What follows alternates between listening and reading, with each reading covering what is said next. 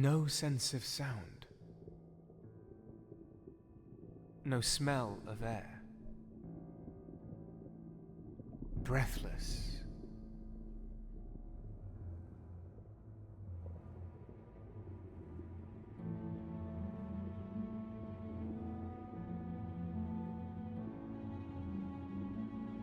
I drifted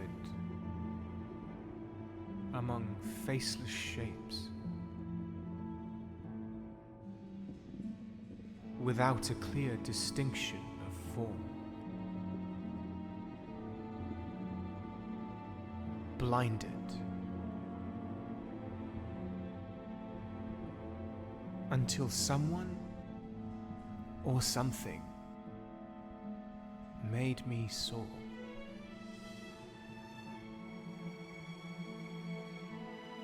Higher and higher still I went.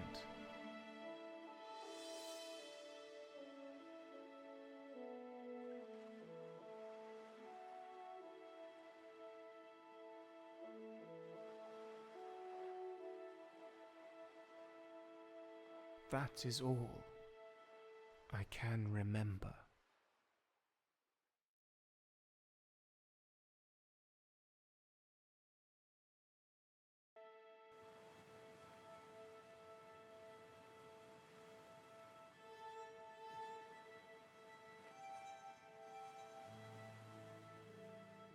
I don't believe you.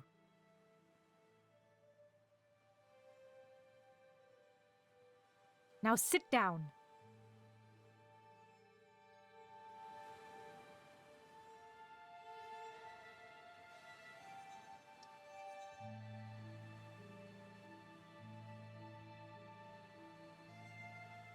I'm sorry, but you can't leave until you tell me. Where are you from? And what is it that you seek in the colonies?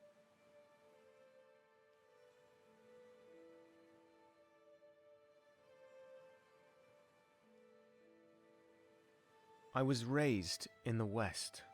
I'm visiting the colonies in search of my roots.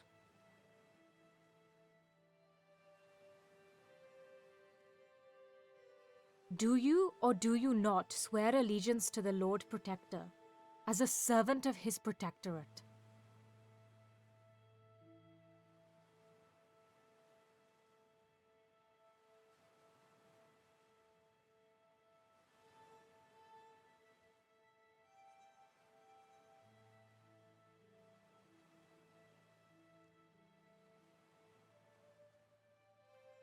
You don't have to speak. Your uniform already betrayed you. The bright blue fabric, the golden stitching, it tells me that you are part of the crew on one of their ships, probably a merchant vessel. The embroidery even says that you are the captain of that ship.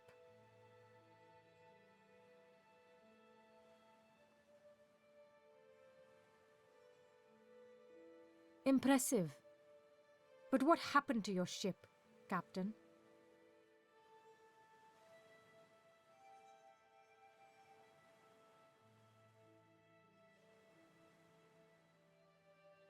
I'm sorry, I'm getting really tired. I'd like to take some rest. We can talk later.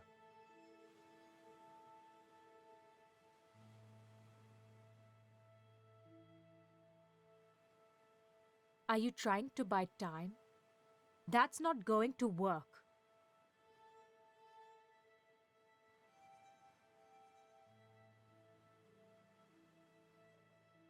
First, tell me who you are.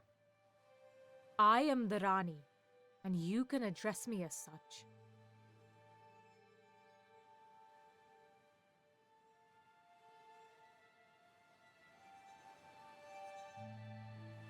Now, is this journal yours?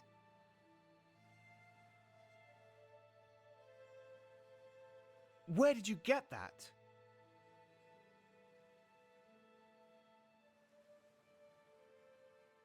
Who gave that to you? It says Devon Rensburg inside. Is that you?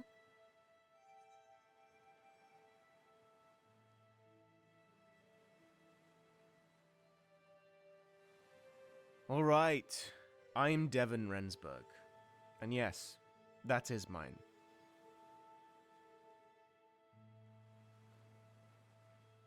I already know it's yours. I'll give it back to you once you've enlightened me on its contents.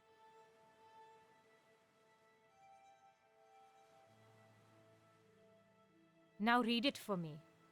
And remember, I expect the truth.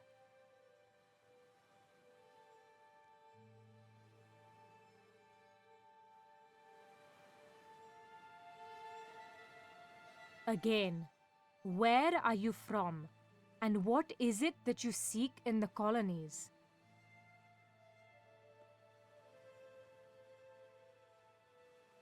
Fine, I'll give you the long version.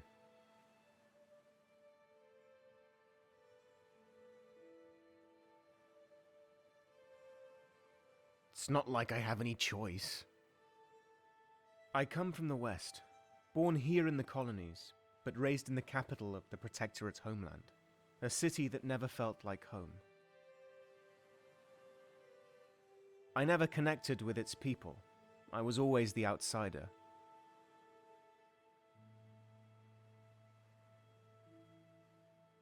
So I decided to leave that place, in search of my roots. I had heard about someone in the harbour recruiting men for a merchant ship sailing to the east. It was a standard trading mission along the Indigo route. I had never worked on a ship before, but enlisting in the merchant navy was the only way for me to acquire passage across the sea. So that's what I did.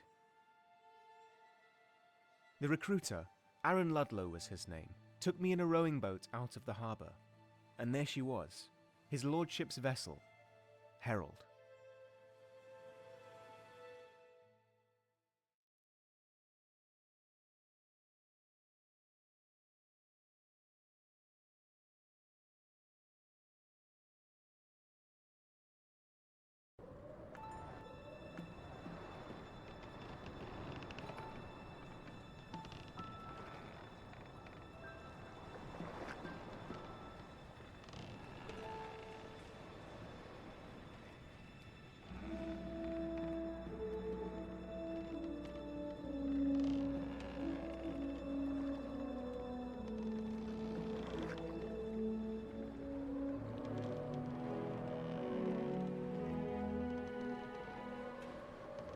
My God, Ludlow, have you read this? No, sir, I haven't. Your people seem to be causing a lot of unrest in the colonies lately. My people, sir? Well, you know. I don't know, sir. The indigo farmers, they claim the trade does not benefit them enough. They accuse the Lord Protector of abuse of power and demand fairer wages. The local regent has yet to respond, but I fear he will cave into the pressure. Is that why we have the politician on board? Yes. Senator Morton is the regent's brother-in-law, and he's going to help him with the complex politics of this affair. He's also accompanying the regent's daughter safely back to the colonies.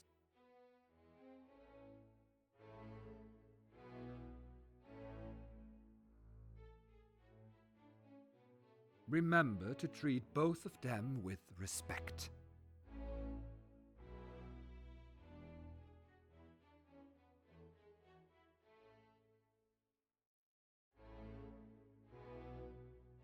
Sir. Is there anything else you brought from shore? Well, apart from the new recruit, a letter, sir, addressed to Senator Morton. Well, what are you waiting for? Give it to me. But, sir, it's not your... My ship, my rules, Ludlow. You know this. Besides, I don't think Mr. Morton has anything to hide from me. He better not. May I remind you he is a protectorate official, sir?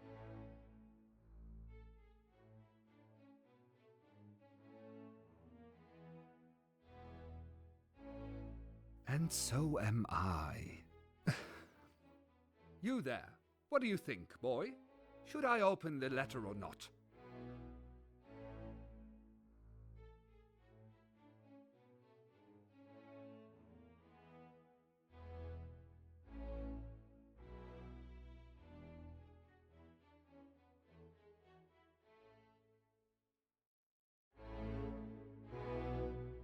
Don't open it, sir. It's none of your business, and the Protectorate won't like it.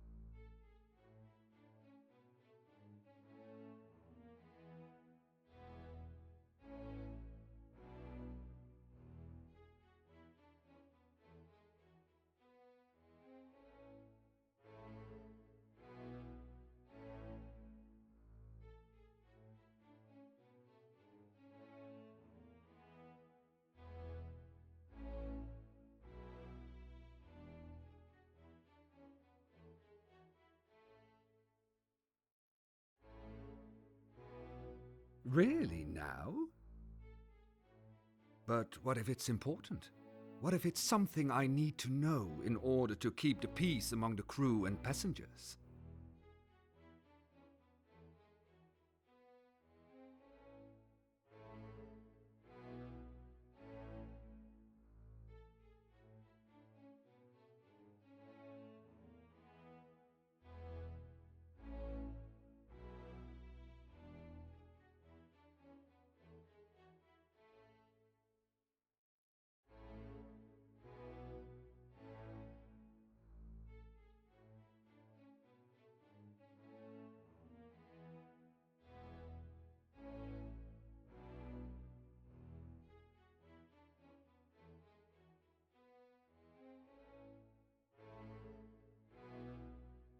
I am the captain after all, and I have the responsibility to know everything. You should remember that, Mr.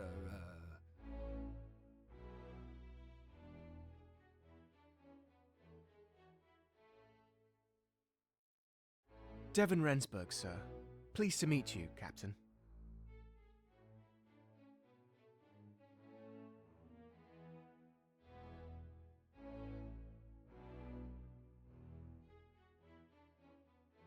Captain Cornelius Hendricks. Nice to have you aboard the Herald, Rensburg.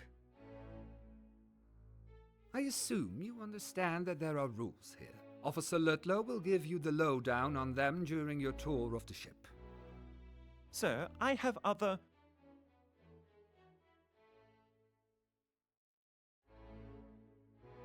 But first, Ludlow, I'd like you to find Senator Morton and send him here. I need to talk to him about this letter of his.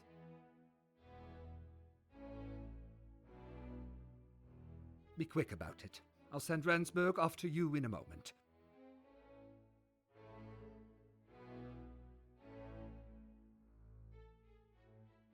Yes, sir. Be sure to see me on deck, Devon. So then, Rensburg, I take it you must be returning home to your family?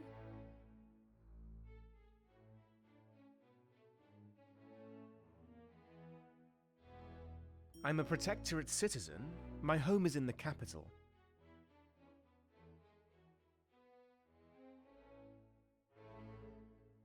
But it's time that I see my country of birth, and hopefully find out who the people were that gave me up for adoption.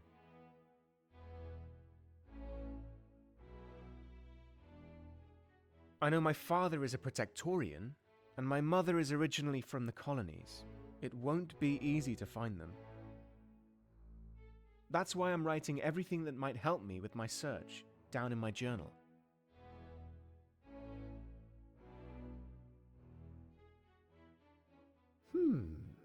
Yes, I see.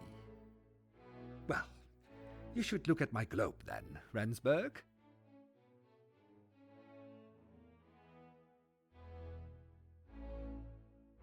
As you see, the colonies are very big. You should write it in your journal. Well, off you go to your tour of the ship. Have a nice evening.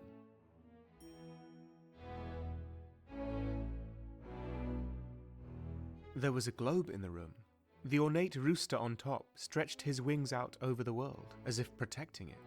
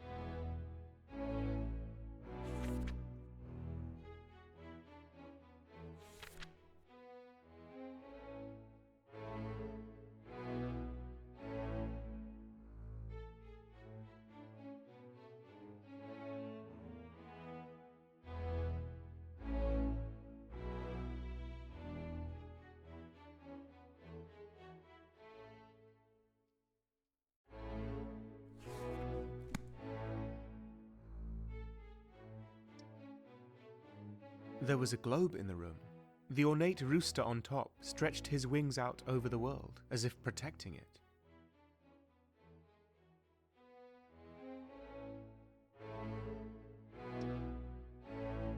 The captain's cabin was one of the few places on the ship with a heater. The crew didn't have such luxuries at all.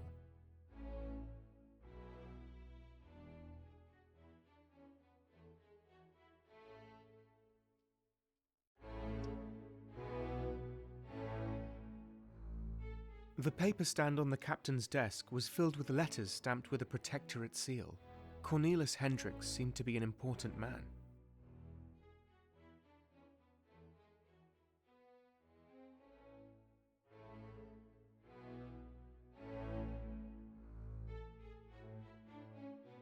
The captain's newspaper lay open on his desk. Colony unrest, it said. The rest was too difficult to read from a distance.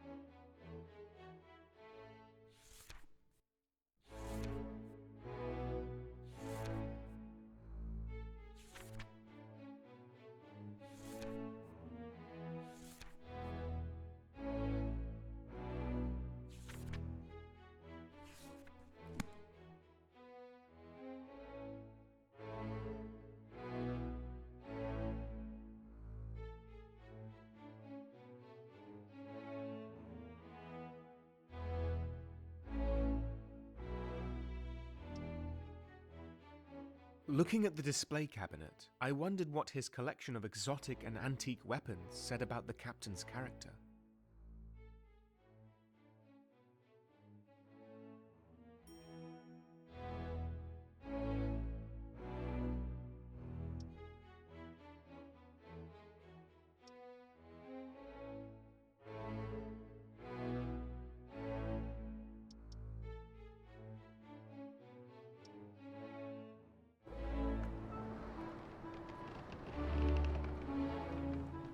Oh, well, I would assume he's reading your letter right now, Mr. Morton.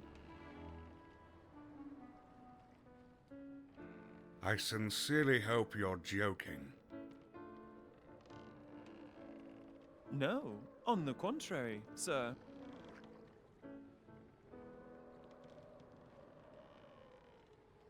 At sea, the captain makes his own rules.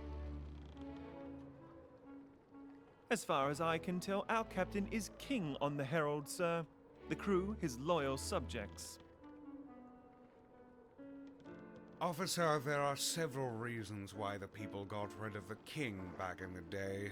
This is precisely the sort of thing that led us to abolish the monarchy.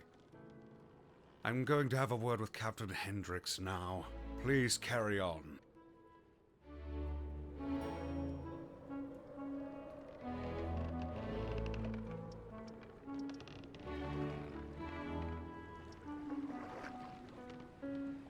I was quite often tempted to take over the wheel and sail us on a random course towards adventure, but that wouldn't have been a smart move.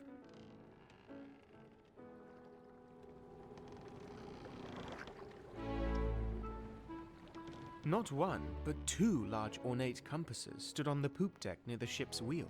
Protectorate design seems to favor perfect symmetry.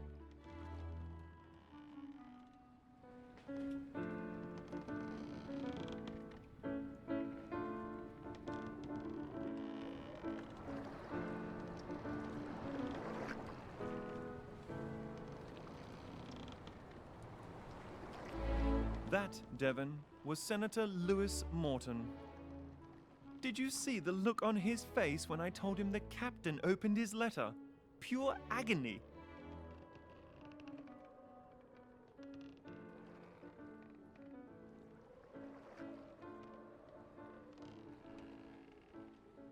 Was it really necessary to tell him that?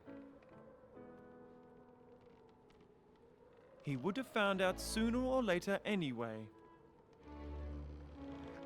People have a hard time adjusting to life outside the capital. On the open sea, the rules tend to change, but customs don't change with them. Mr. Morton is a prime example of that, and you will probably experience the same.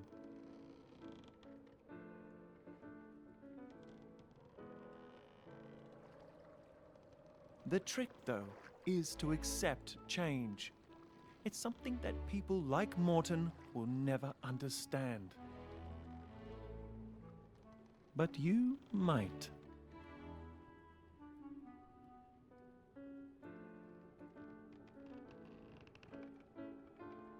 What makes you believe I will?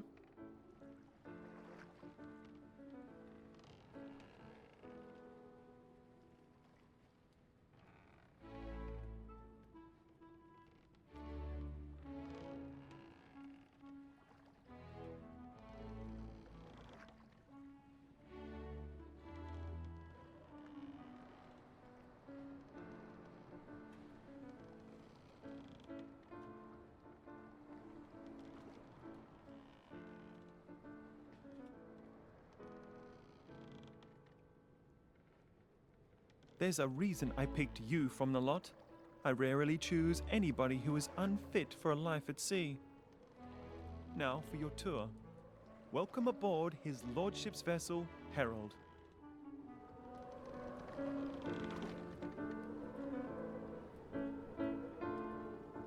A Cromwellian class Protectorate clipper launched in 1851.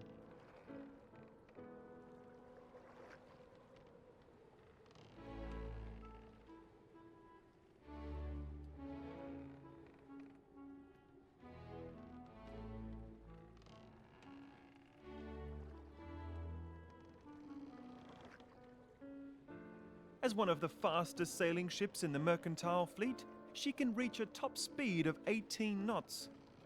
During her short life, she has already set multiple records sailing to the colonies and back along the famous Indigo route.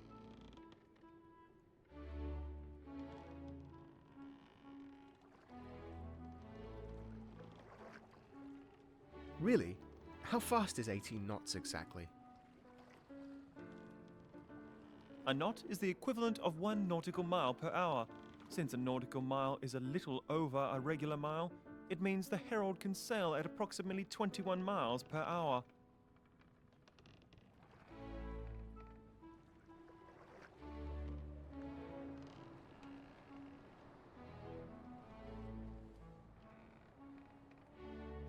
And before you start, we still use imperial measurement at sea. Metric has yet to catch on in the Navy. Proof that even sailors have a hard time adjusting to certain changes. Now let's move on to the deckhouse.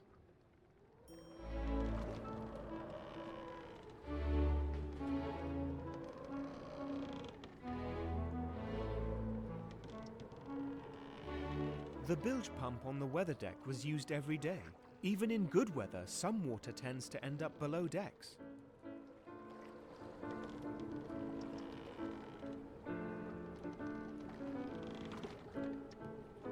Looking through the grate, I could see the gun deck below.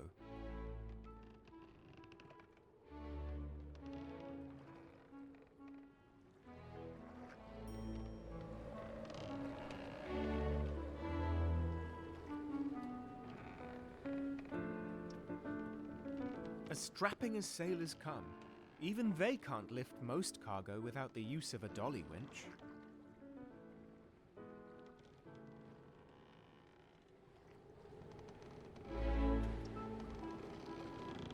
The Cromwellian-class ship type is named after one of the Protectorate's founding fathers, Oliver Cromwell.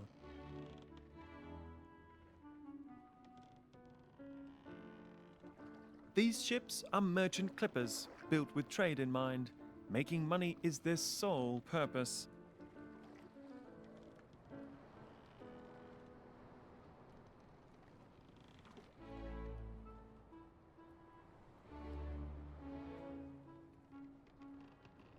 The Herald is an indigo clipper, which means she mainly takes shipments of indigo powder to the Protectorate homeland.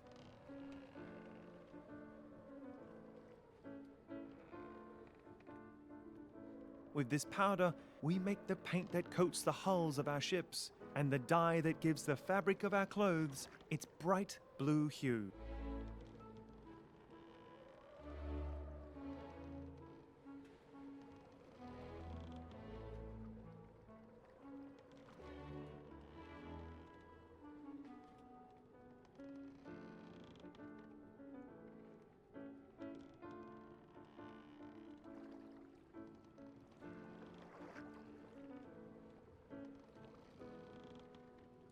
You've lived in the capital, Devon.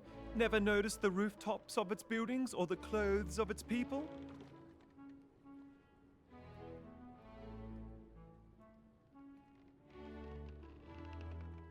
Everything has been colored blue there.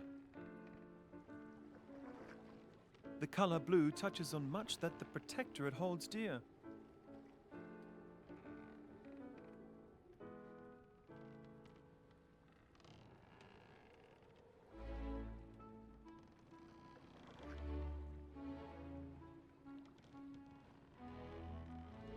And indigo is made from a plant that produces the only known blue dye that withstands heavy wear.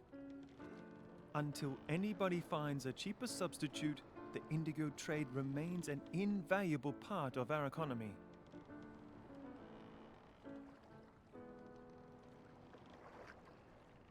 Such an infrastructure just to create paint?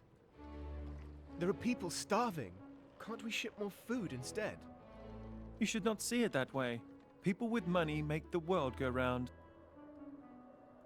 After all, the Protectorate is built upon free market principles that foster progress through supply and demand. Its people get paid an equal share for the work they do, and with this money they are free to do with as they wish. I am not fond of life on shore, but even I can see that the system works.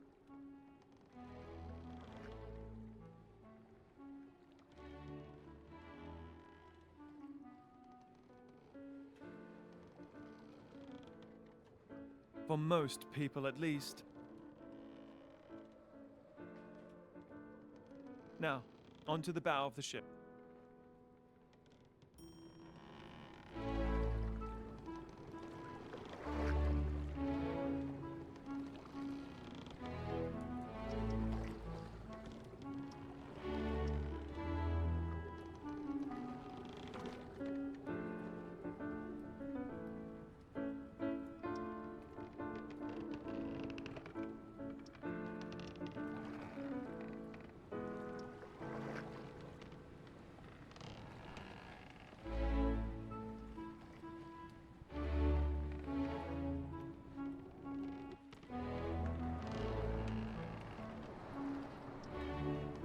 On the foremast, near the deck house, hung an ornate bronze bell. As much as I hated it when its sharp sound pierced my ears, I was happy when it told me my watch was over.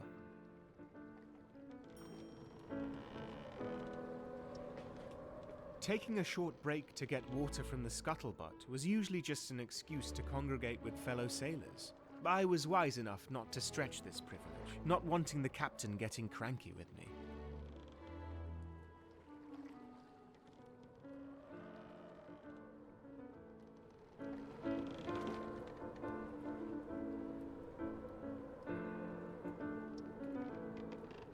There was one particular corner on the main deck where the captain couldn't see you from the poop or front deck.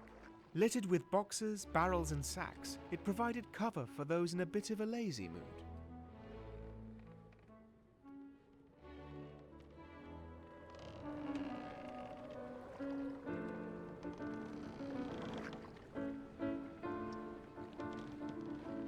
We are standing on the weather deck right now, where you will work every day ensuring the safe passage to the colonies. You will be tasked with tying the knots, reefing the sails, and swabbing the decks.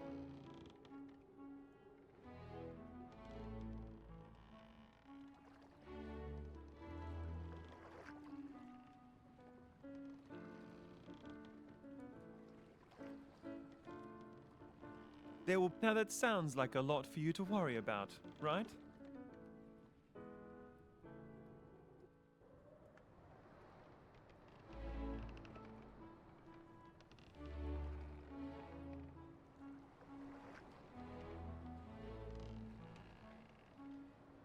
I'll manage. That's what I thought.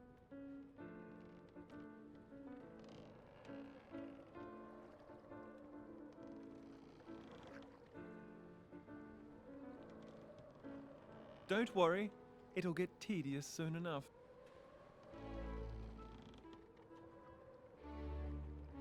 Keep in mind that the dining saloon in the deckhouse is only for first-class passengers and officers during this trip.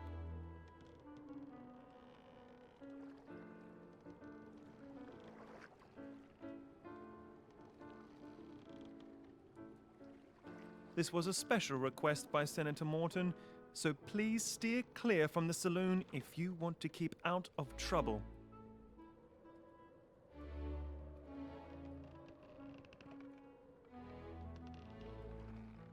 Anyone without a blue coat should just use the service stairs through this door here.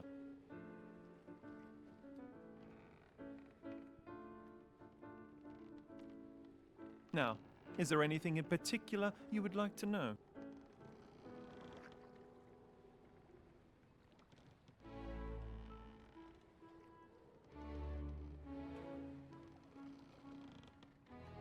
What happens if I break any of these rules? A minor mistake usually only gets you a warning. But you are in quite some trouble if your mistake can be deemed a criminal offense.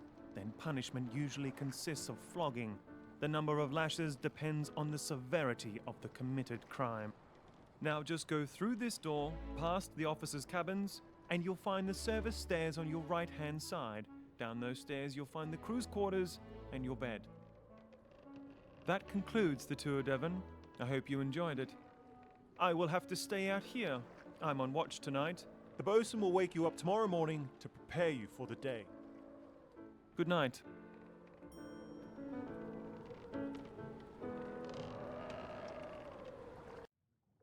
But I don't want to. And take this thing back. But Ian, it's a gift. I don't need it. I don't need any of this.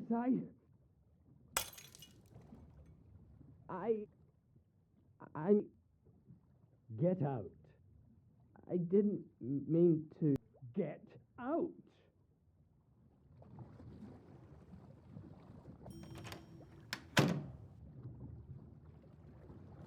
I wondered if everything was all right inside.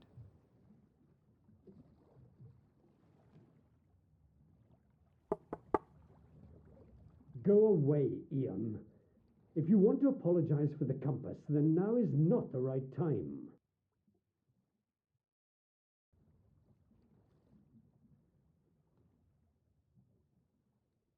Excuse me, it's Devon Rensburg, sir. The new sailor? I just wanted to check if everything was all right. Rupert Brunswick, First Officer and Navigator. Nice to meet you, Rensburg. Welcome aboard. I'm sorry for my tone. I didn't mean to be rude. I do appreciate your concern.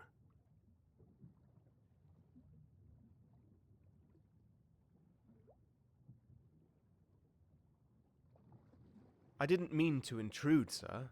I was merely concerned. Thank you. I'm fine now. But let me give you some expert advice, dear boy. Be careful whom you trust on board. Some people might not be worthy of your friendship. Keeping to yourself will save you from disappointment. Now, off to bed. It's very late.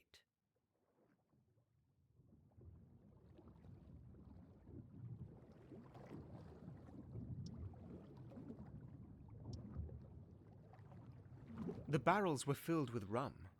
I wouldn't be surprised if they were placed there on special request.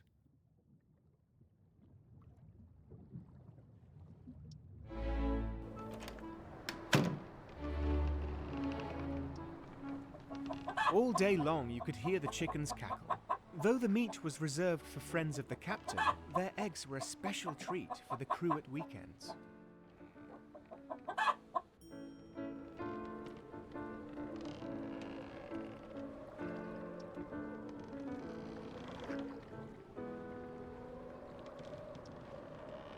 The capstan is a rotating device that is used to apply force to ropes, cables, and hawsers. But I've heard that some captains tie disobedient sailors to it, with their arms and legs spread across the levers.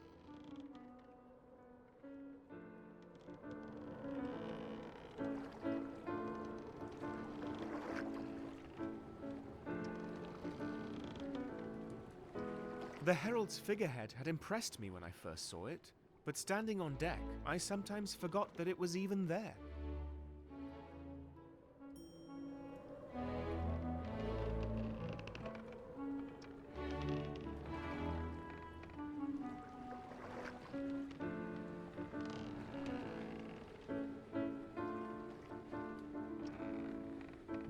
There was one particular corner on the main deck.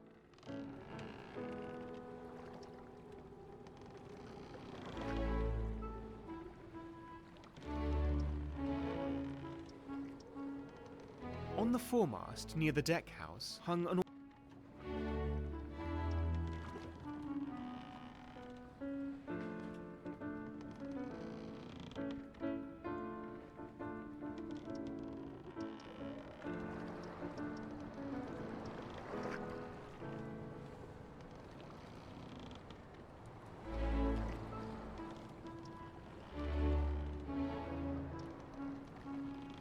as strapping as sailors come.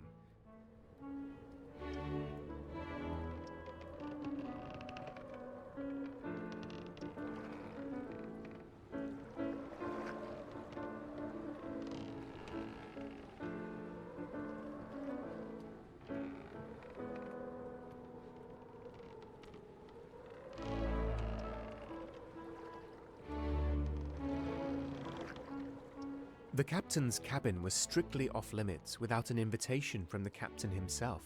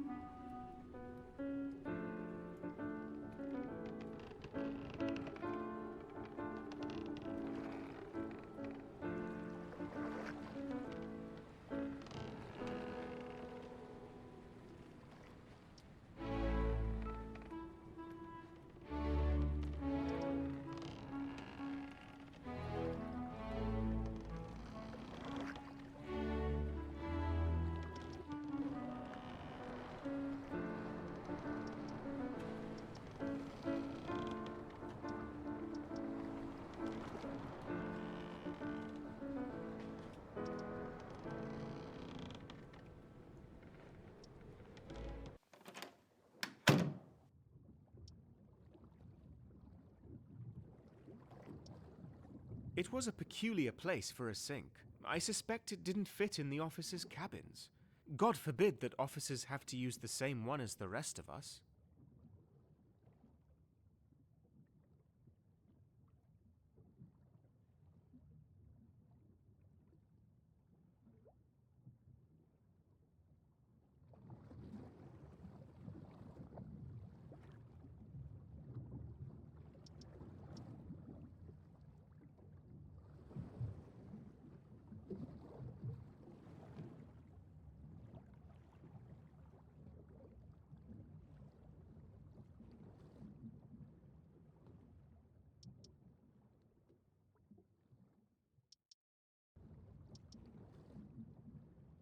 It was getting late. I had to go to bed.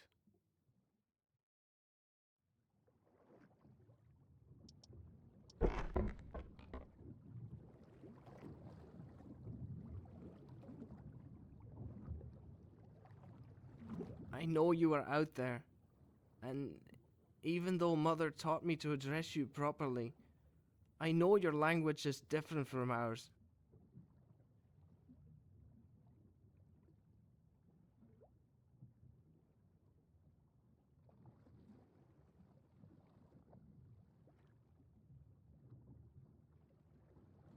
Please, hear my prayer. Listen to my heart.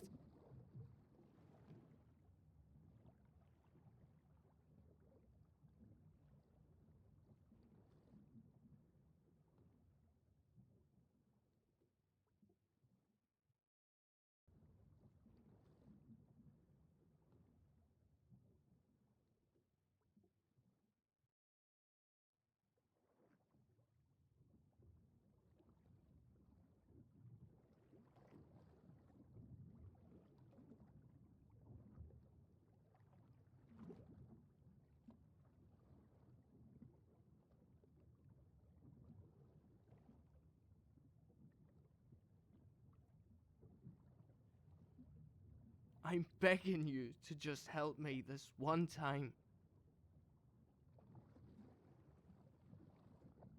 I want you to see my struggle with the life you chose for me. I feel trapped, and I see no way out.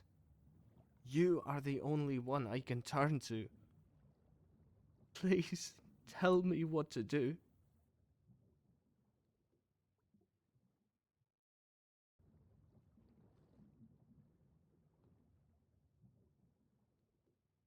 Give me a sign.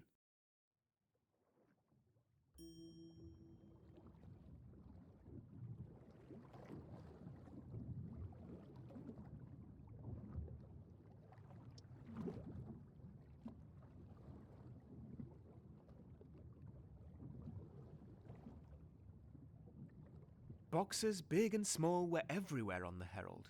I wondered what was inside the one on the table, but I didn't dare to open it.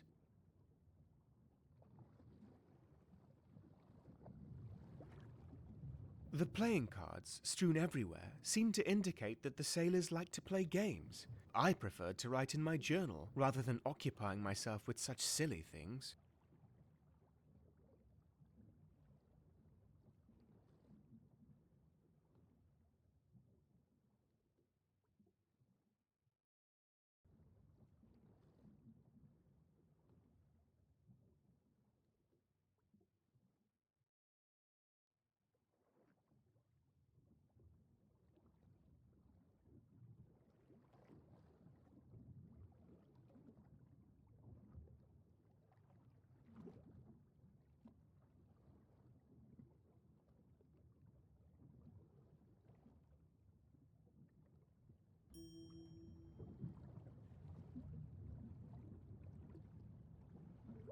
The playing cards, strewn everywhere, On the table stood an open bottle of wine, and there it remained for the rest of the voyage. Maybe I should have taken it to the galley to be used as vinegar.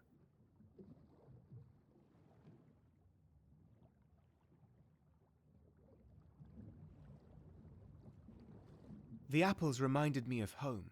Looking out of the window of my small room, I used to dream about this journey while staring at the fruit trees in the garden.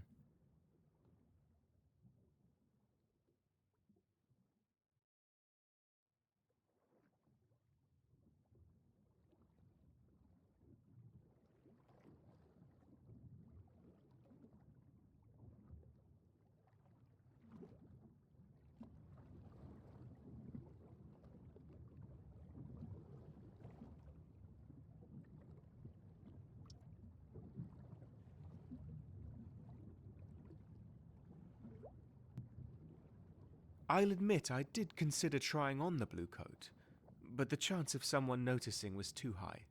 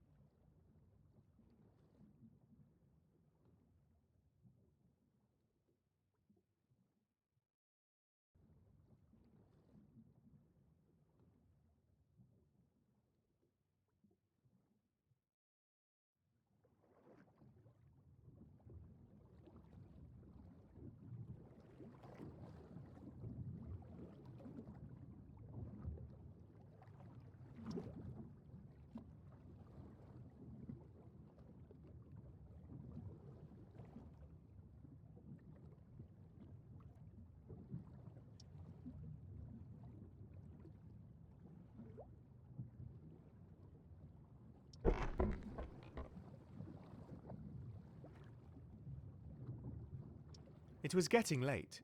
I had to go.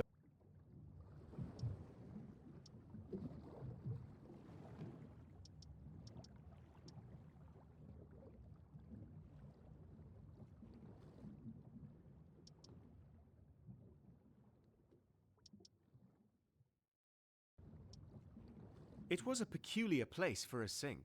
I suspect it didn't fit in the officers' cabins. God forbid that officers.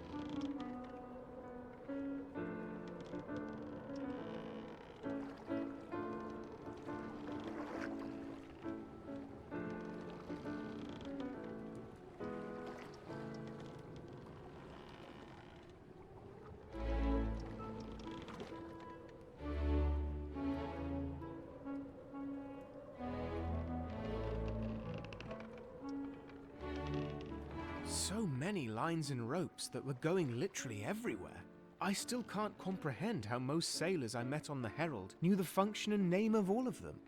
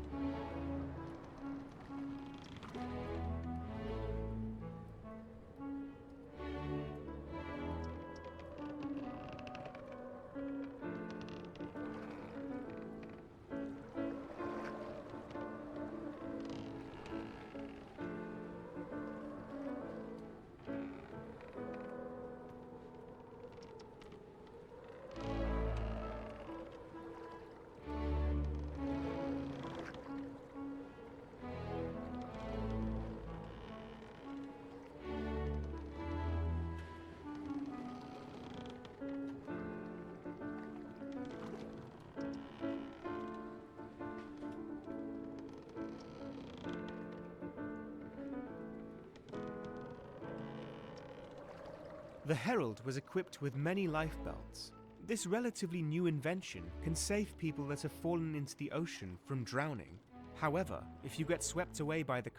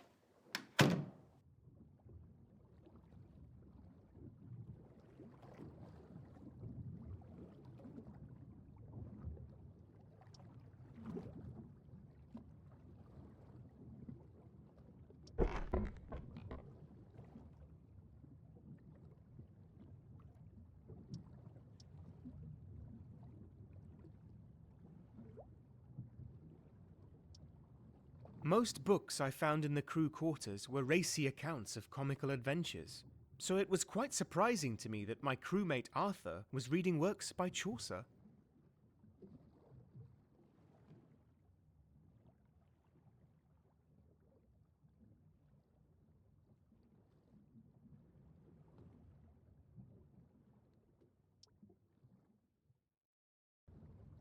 All crew carried luggage, some of them more than others, but nobody carried as much junk as Hjalmar Olsen. Why? I had no idea.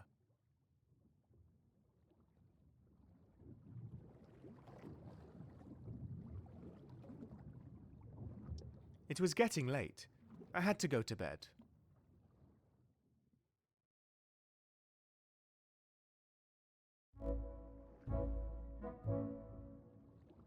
All hands on deck. The sun is out and breakfast is served on the gun deck. You too, boy. Ian! Oh, I'm not well, sir. It's probably the food from last night. I don't really feel like eating anything right now. Oh, really? Well, I don't trust Andra's bangers and mash either, but you won't make me believe that they made you sick. That would be way too convenient for you. I'm not lying, Caleb. My stomach tells me that something's wrong. That's Mr. Haywood to you, boy. And I know exactly what you're thinking. You heard that Ludlow was sick this morning, so you're trying to blame it on the food. Nice try, boy. Now get up and start running. No, I won't. You can't force me. I'm going on strike. Ha! Don't make me laugh, kid. You wouldn't last a day.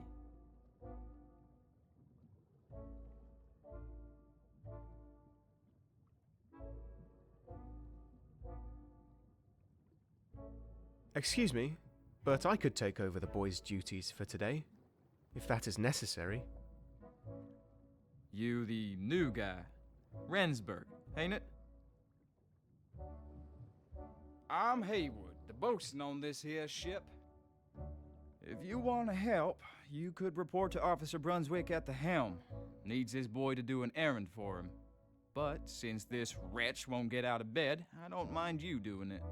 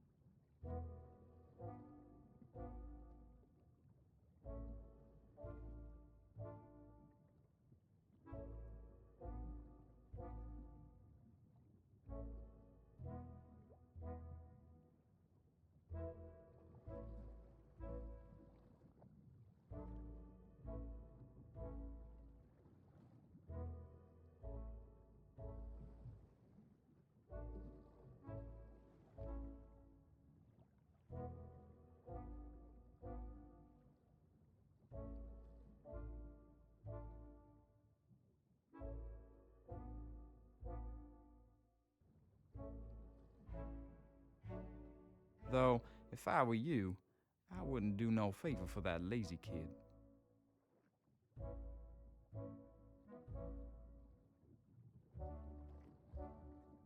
No problem, Haywood. I'll get right to it. Just follow the instructions Officer Brunswick gives you. Now, off to the helm with you.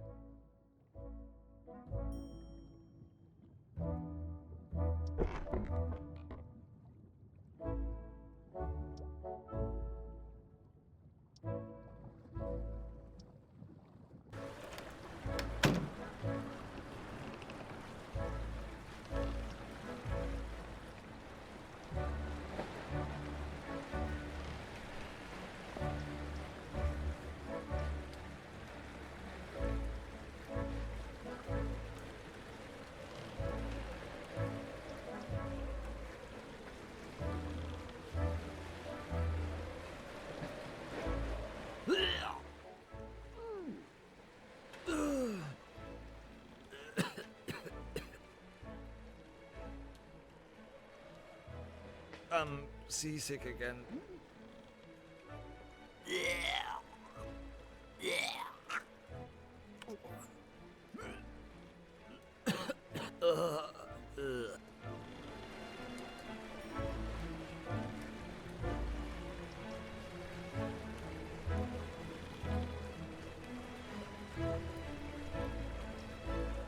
A brass sign forbade anyone but passengers and officers to enter the deck house.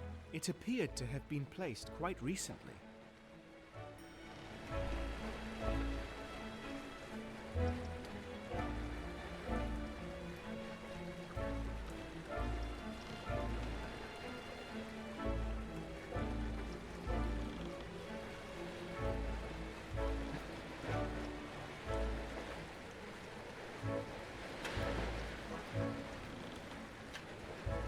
I don't need them, Captain. We need to head southwest by west for most of the day, and then turn west by 15 degrees around sunset. Might I suggest we raise the studding sails to maximize our speed? I still want to see them, Rupert. Where is that boy of yours? Get him to fetch the maps. I haven't seen him this morning. It's possible that he's still...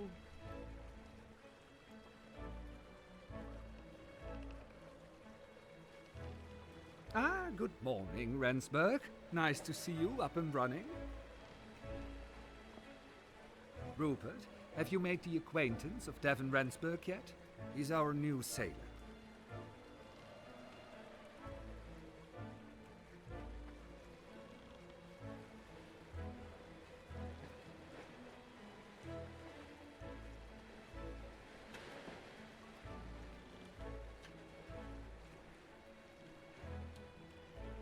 Yes, yes, we already met last night. Good morning, Rensburg. Good. Now, Rensburg, have you by any chance seen a boy named Ian this morning?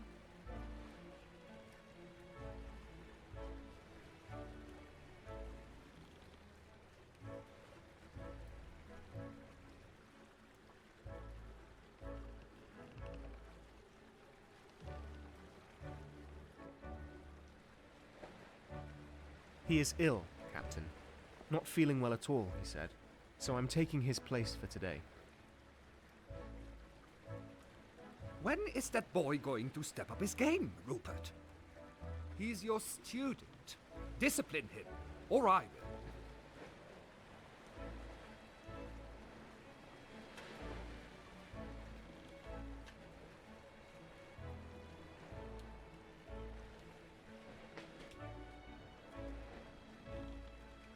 Ian seems a bit unhappy, Captain. Maybe we should give the boy some space?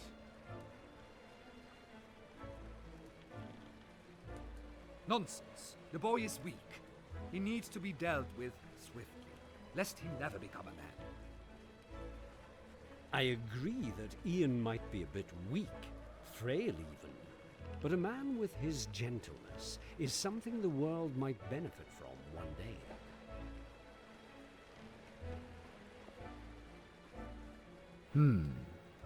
Some say you're soft, officer. But I appreciate your honesty. There is no denying that it has got you quite far in life.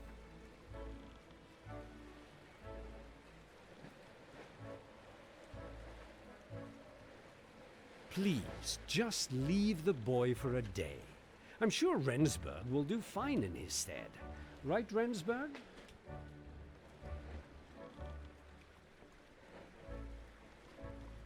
I'll do my best, sir. What should I do first? The captain would like to see my maps. Since Ian's not here, I'd like you to fetch them for me. My map of the European coast should be somewhere in my desk. I'll tell you a secret. I keep a spare key to my cabin in the pitcher in the officer's hallway.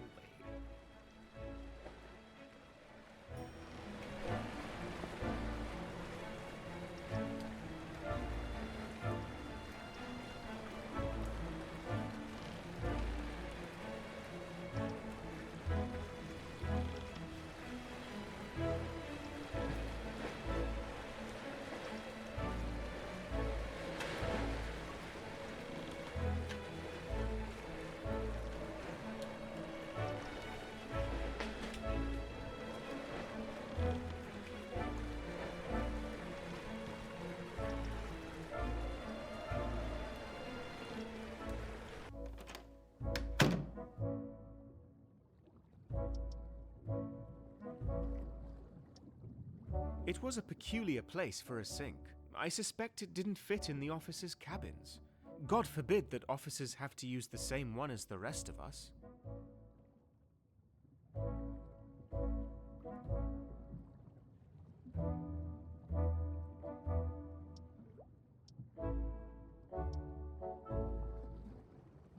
The barrels were filled with rum.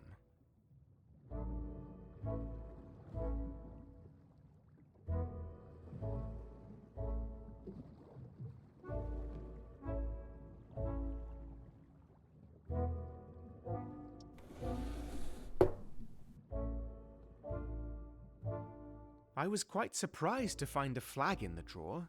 I'm sure it would not have pleased the Lord Protector to see our symbol of power tucked away in a nightstand.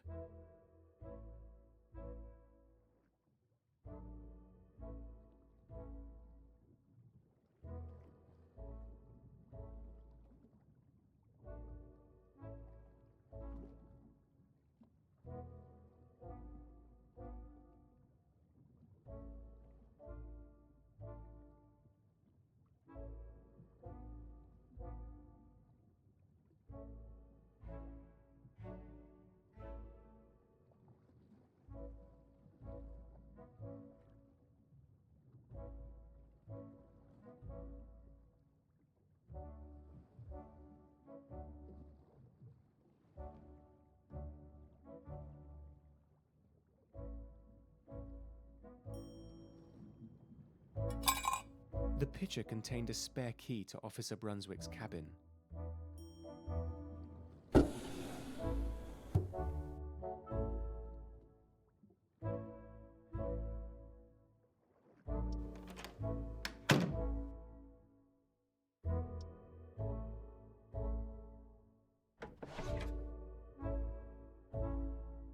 I found Brunswick's maps of the European coast inside the drawer of his desk.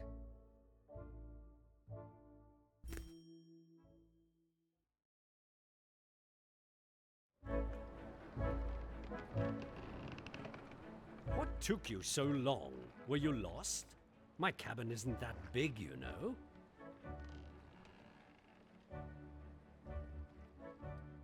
I'm sorry, sir. I'll ensure that I'm faster next time.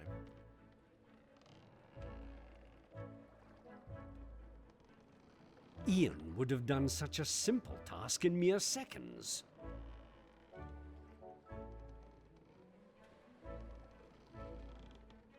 Give me the maps, Ransburg. Well, that's convenient. According to these calculations, raising the studding sails might double our speed. Ransburg, find Boatswain Haywood and ask him where he keeps his studding sails. He's probably somewhere near his workshop.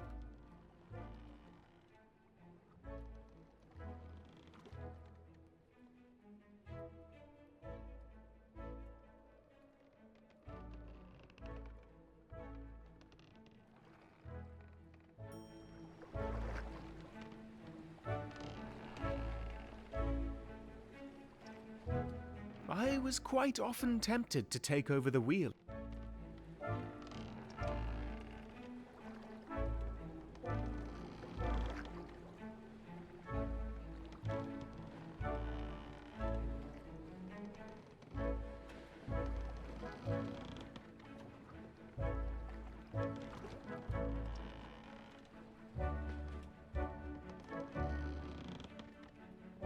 Look, Uncle! Water as far as the eye can see. Imagine how big the world must be. Yes, dear.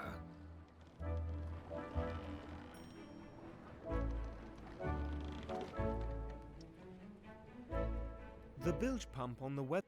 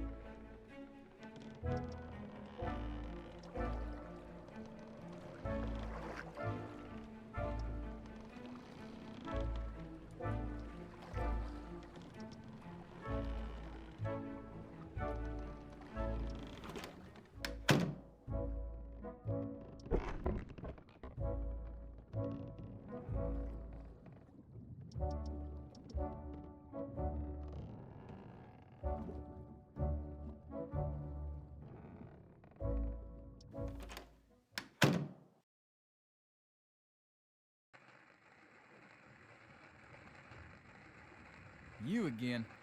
So how does your new job suit you, huh?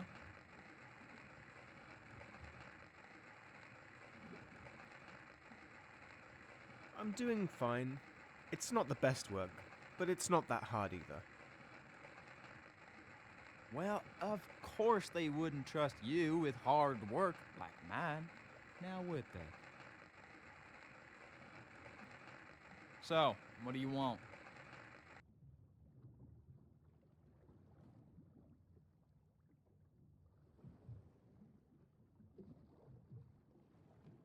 I was sent by the captain to get the studding sails. Do you have them? Ah, so you're the official errand boy now, huh? Well, it just so happens I need something done.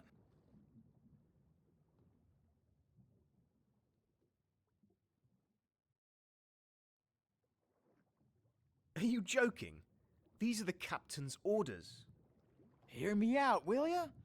We got a real problem down here. Someone's been sneaking around my workbench. The key to the weapons cache was in a different drawer than usual. So I checked the cache and discovered I am missing a 51 Colt Navy. If the captain finds out, we'll all be held responsible. So we need to find that thing before he gets wind of it.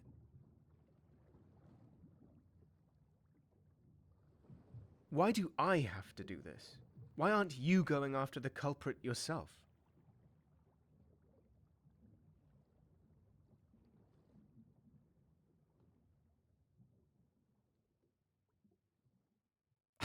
You think I got nothing better to do? Let me tell you something, Rensburg. You'll need allies on this ship. This is a good opportunity to prove to me what you're worth. I'm too busy right now, so I really need someone else to fix this. The crew will owe you one if you can return that gun safely to me.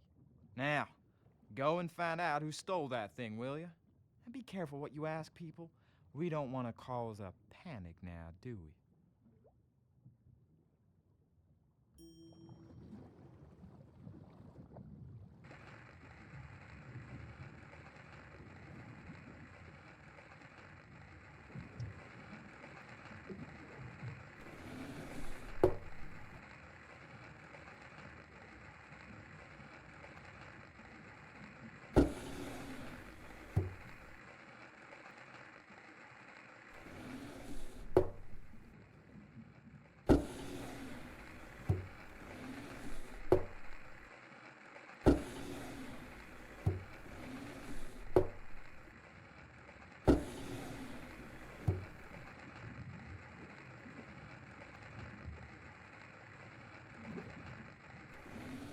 You could expect to find something as random as a drawer full of door handles from time to time.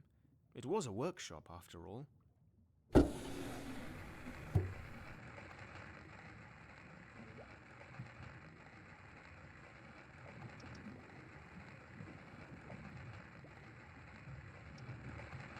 Spare sails hung in the nets above my head. Some were still pristine white, indicating they had never been used.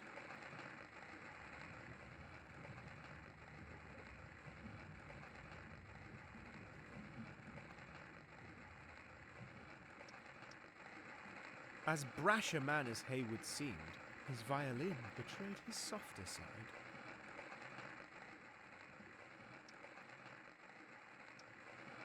Old soup cans full of nuts, bolts and nails lined the shelves around the mast.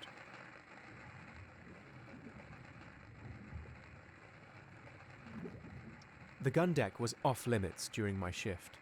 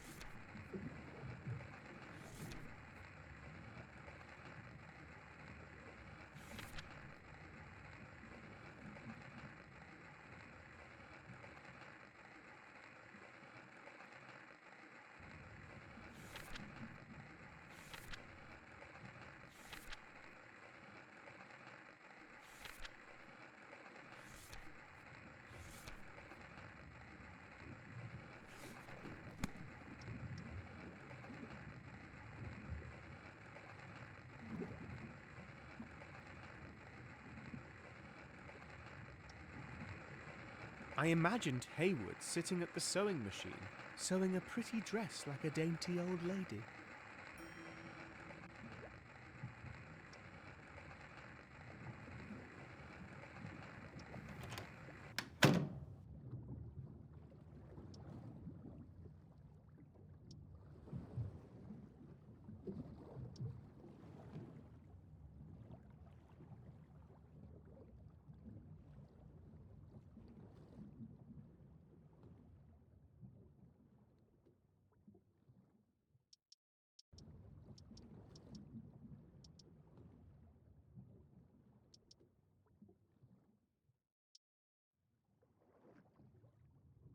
All crew carried luggage, some of them more.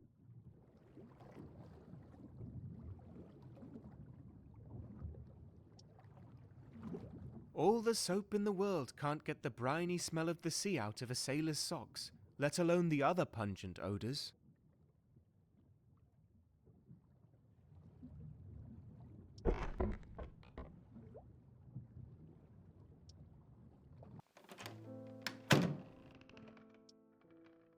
A painting of the night sky was hanging on the wall.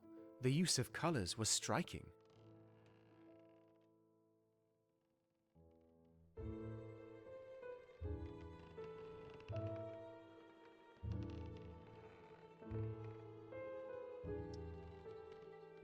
One of the paintings on Brunswick's wall was a depiction of the Battle of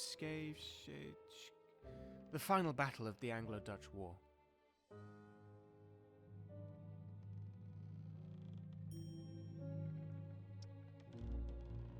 One of the paintings depicted 3 white boys playing with a ball in a sunlit square.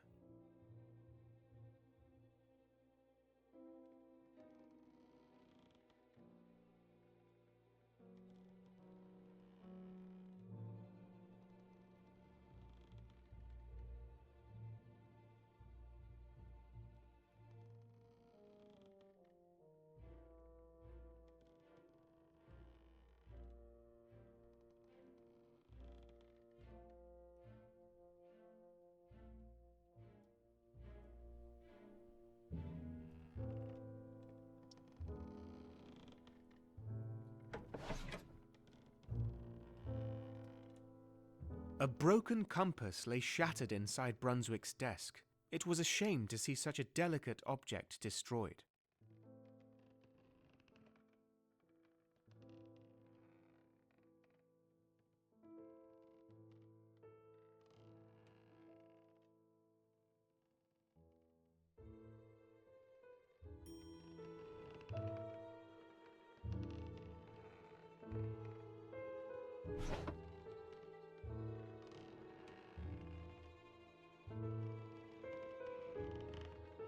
On the writing slope lay a detailed map of the African coast, the sea full of lines, markings and notes I didn't understand.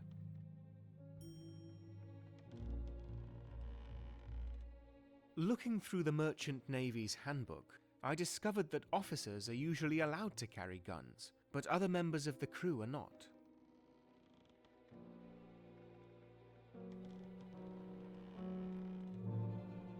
A small collection of astronomy books betrayed Brunswick's fascination with the celestial bodies. Maybe this was the secret to his success as a navigator.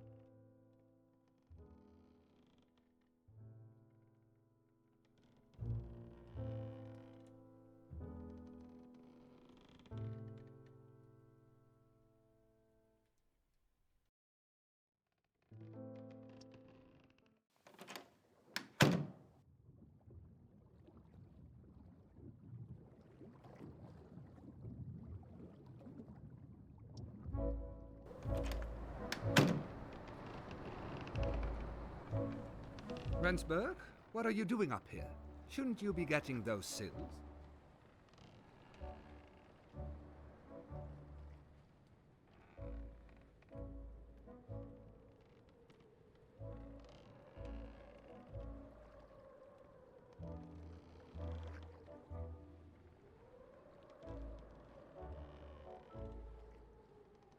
Bosun Haywood doesn't want to give me the sails. He said there's a gun missing from the weapons cache and ordered me to find it.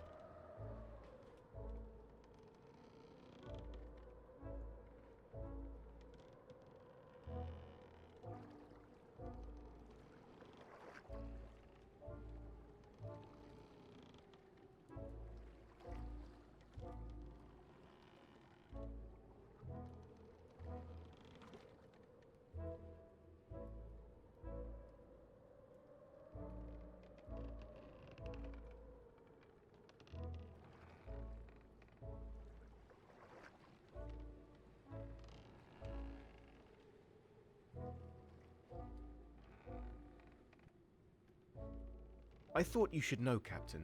It didn't feel right to hide this from you. What? Why on earth? That good-for-nothing bilge rat. Rensburg, take this from me. Don't get carried away with what Haywood asks you to do. I'll go and have a word with him right now. You should go and see Ian. I'm sure that child knows more about this. If there's something...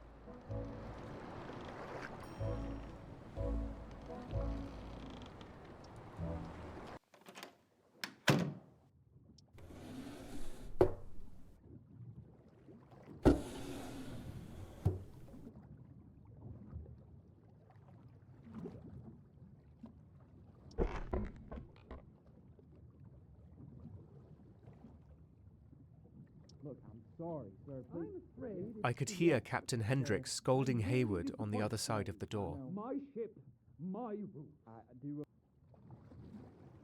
Look, I'm sorry, sir. I'm afraid. I could hear Captain Hendricks scolding.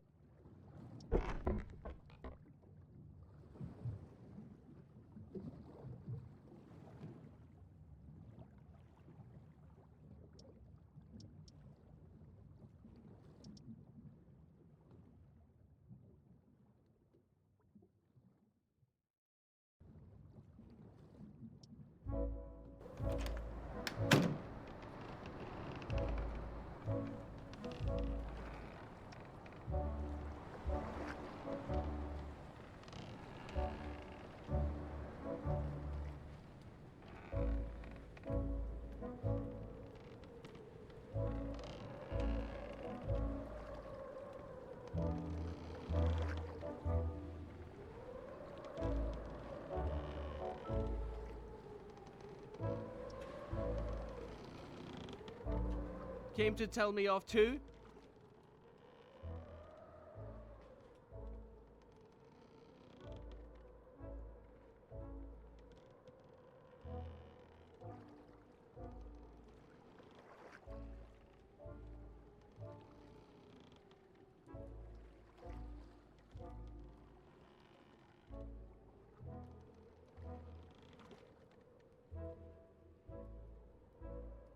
How are you feeling now, Ian?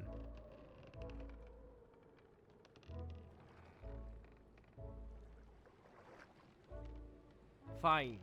Just let me be, will ya? I just needed some fresh air.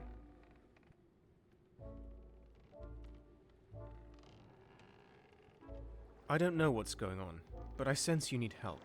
Is there anything I could do for you? Stop with the fake concerns. Who are you anyway?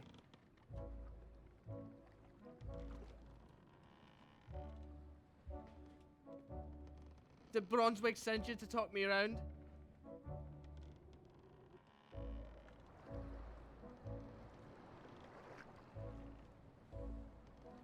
I'm Devon Rensburg. I'm new.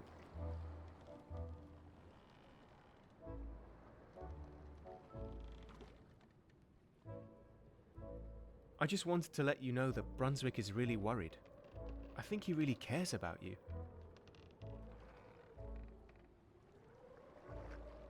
Of course he cares. Him and his weird requests. He is everywhere I go, around every corner and in every room. I'm sick of the man. His presence alone drives me completely insane.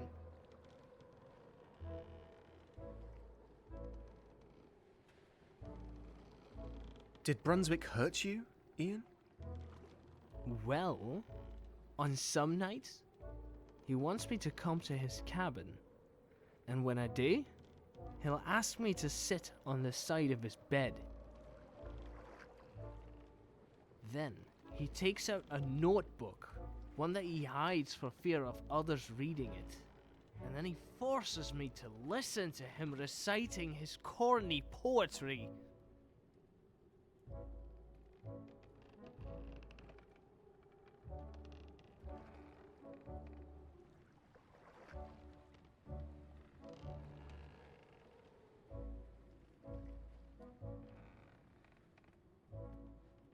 That's it? That's really the only thing he did?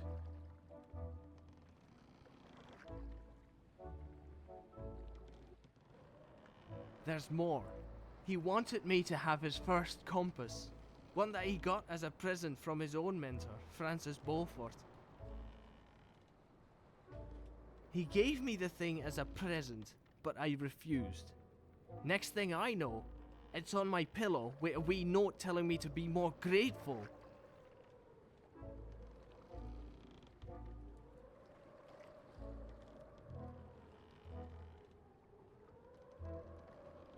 Alright, that does sound a bit creepy. But there's no proof other than him being nice to you. I'm sure there's more. Maybe he's written his secrets in his notebook. You should go to his cabin and search his bookcase. If there's anything he's hiding, it'll be there.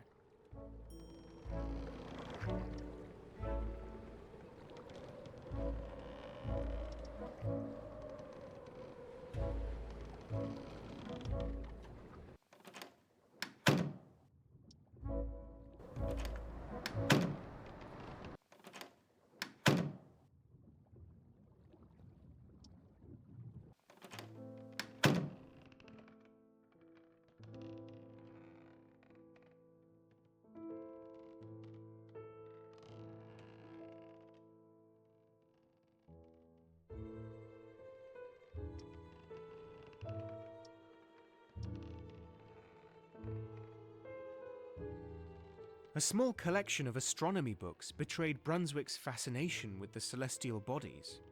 Maybe this... Looking through the Merchant Navy's handbook,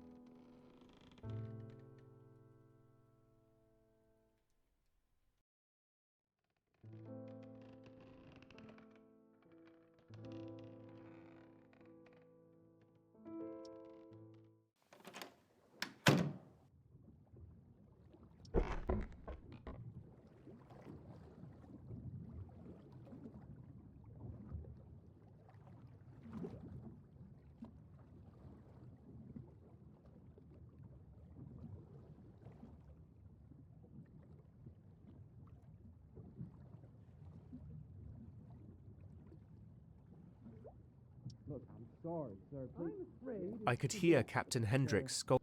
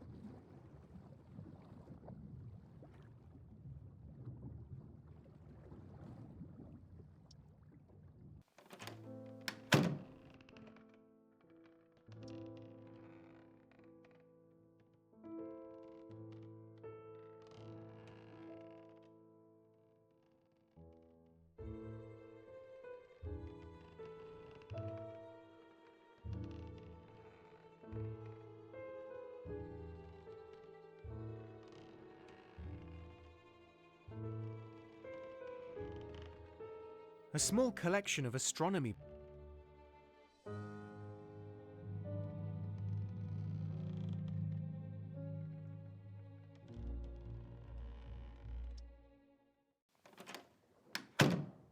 I'm not feeling well today.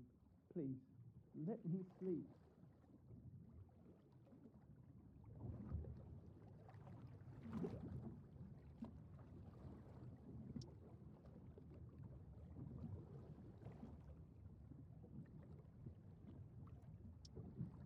It was a peculiar place for a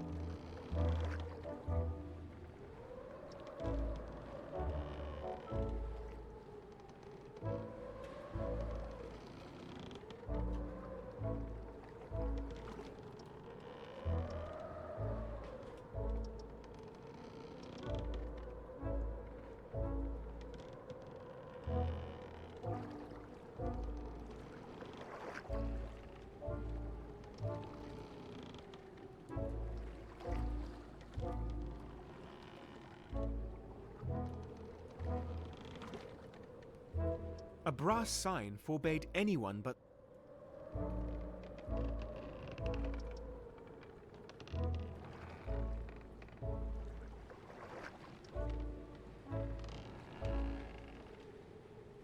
I don't see any sails, Rensburg.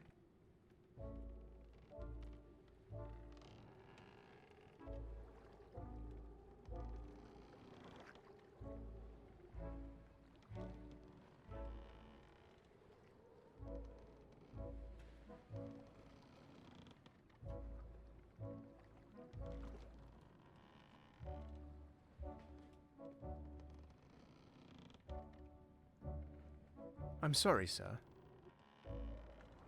I just wanted to ask you what happened between you and Ian last night. Nothing, Rensburg. He's just being a pubescent boy, like always. Children his age can be very stubborn. He'll grow out of it.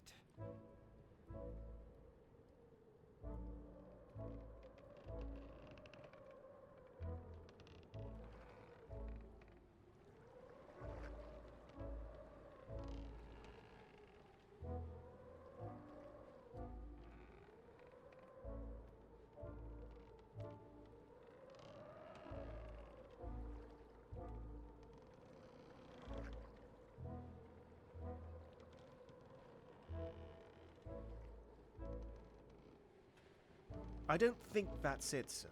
I think it has something to do with you. Me? His mother? His father? According to Ian, it's always been someone else's fault. Growing up, the boy was often difficult to handle. Why do you think he's here in the first place? It was his mother, Mary, who asked me to take him in as my protege. I care about Mary and her family, so I couldn't refuse.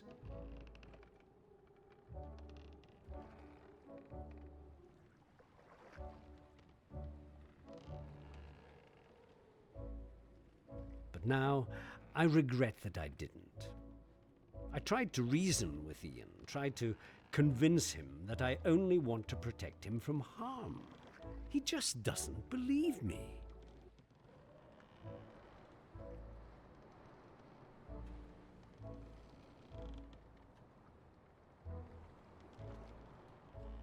Ian said something about you making strange requests. What did he mean by that?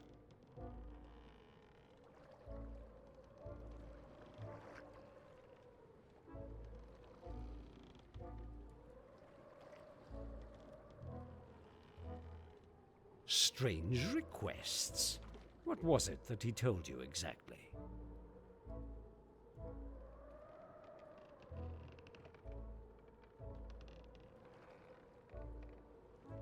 Well, he said you requested him to listen to you reciting your poetry, sir.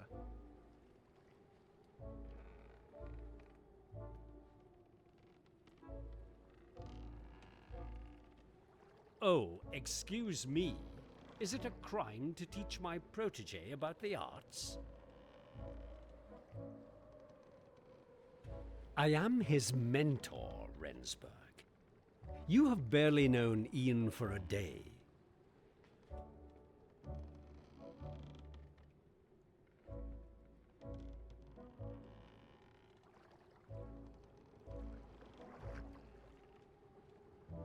He has always had the tendency to conjure up ludicrous fantasies about the people who care for him.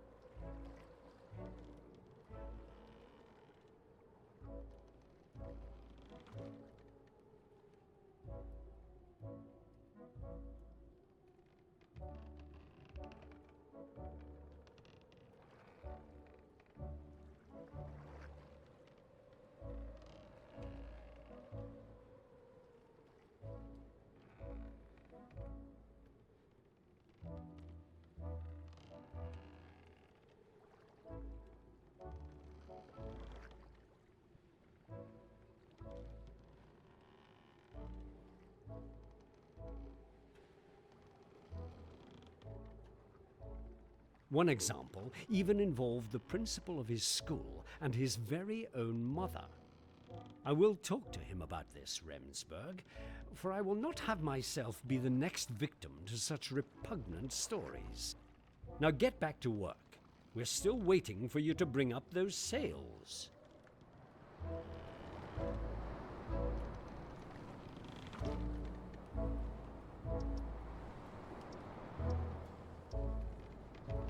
As strapping as sailors come, even they can't lift most cargo without the use of a dolly winch.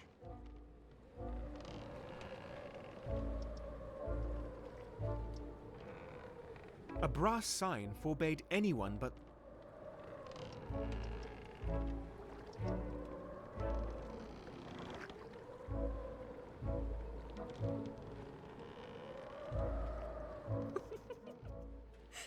to see your face. That's not funny, my dear.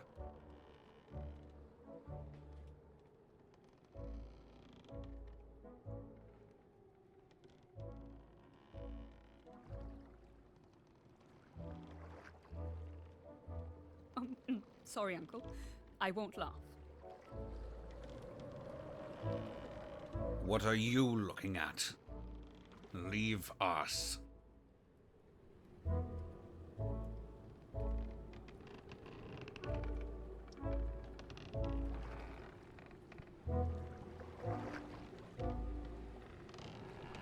The captain's cabin was strict.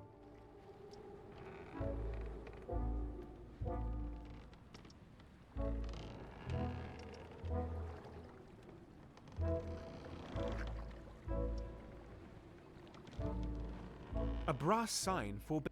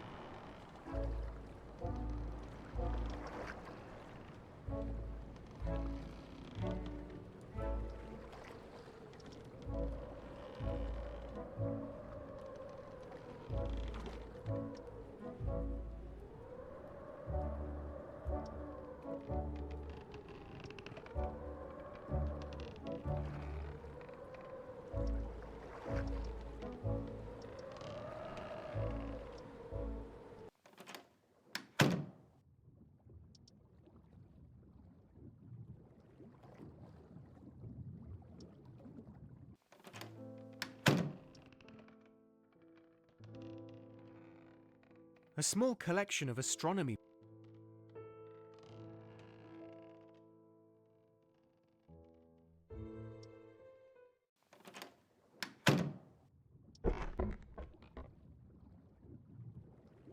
Look, I'm sorry, sir. I'm afraid. I could hear Captain Hendricks scold.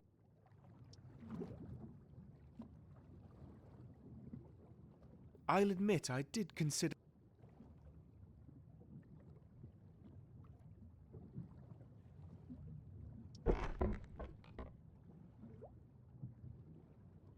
I'm not feeling well today. A risque pin-up poster hung tucked between two opposing walls. It tried to sell the colonies on some sort of exotic fantasy. I have to admit that its delusions were once mine.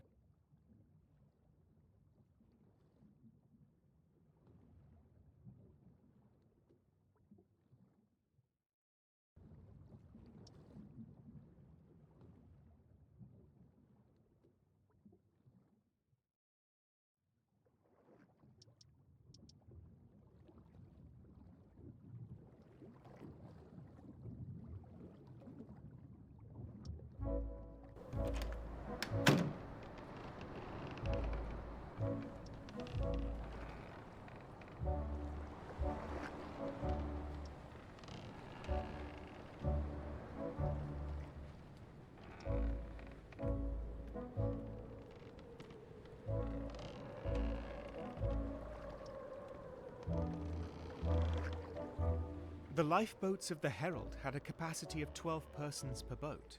This was just enough to carry all the crew and passengers that were currently on board.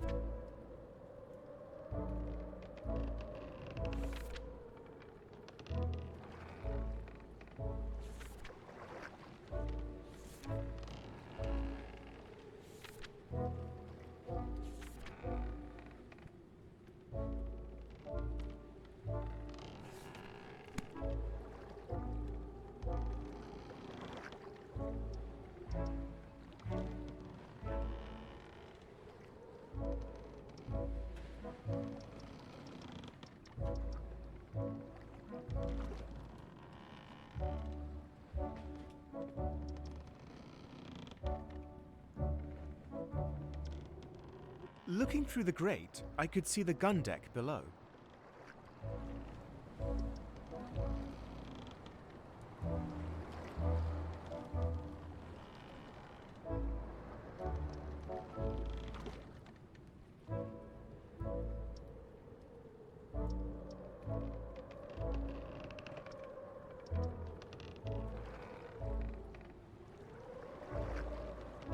The captain's cabin was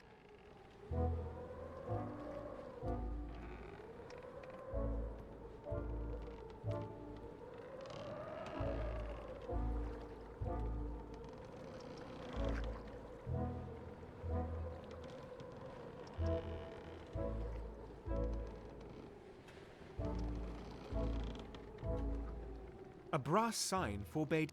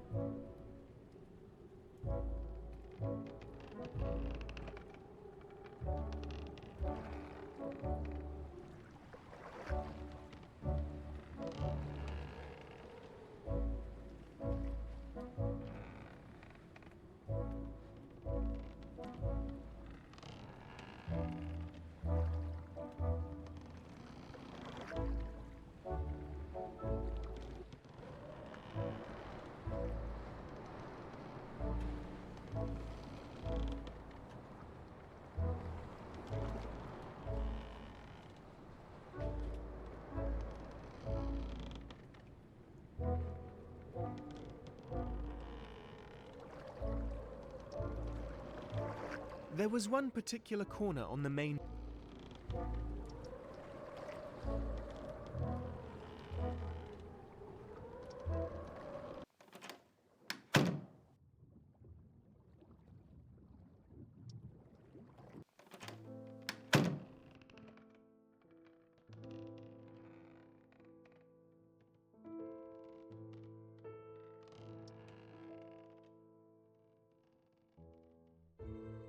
I got the sudden urge to write something obscene in one of Brunswick's books. I realized that this was an incredibly stupid idea.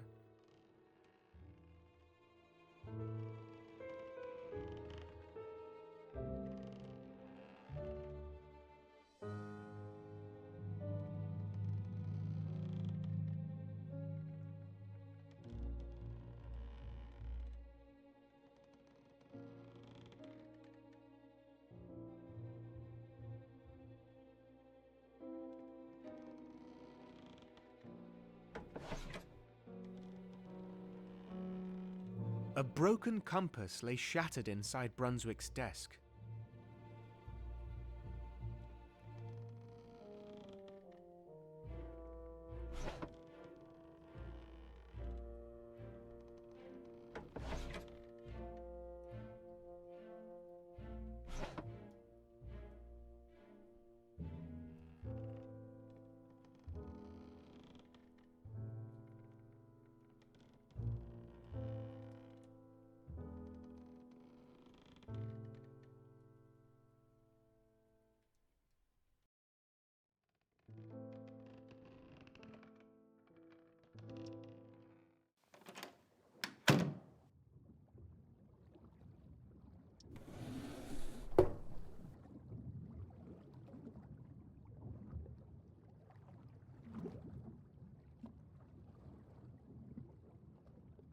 I was quite surprised to find a flag in the drawer.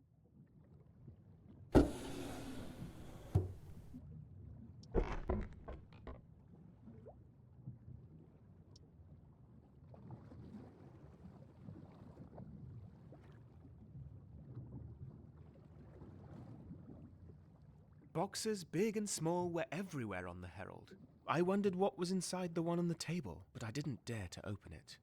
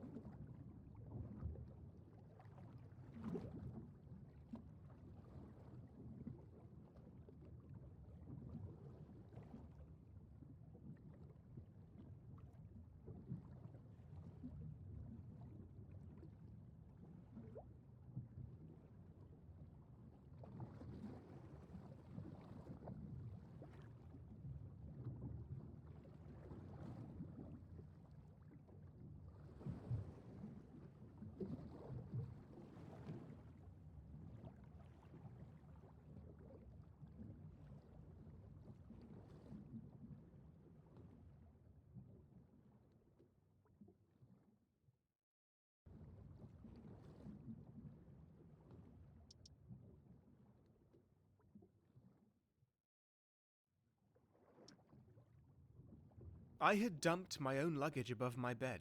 It was a huge chest, but there was barely anything in it.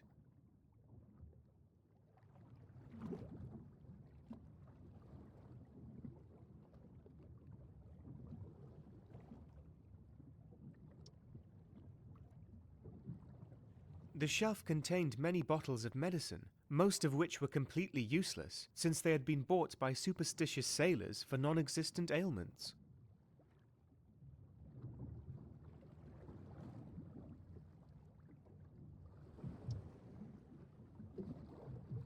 Few people on land know about the strict rules in the Navy. Being a sailor requires discipline and a great deal of respect for authority.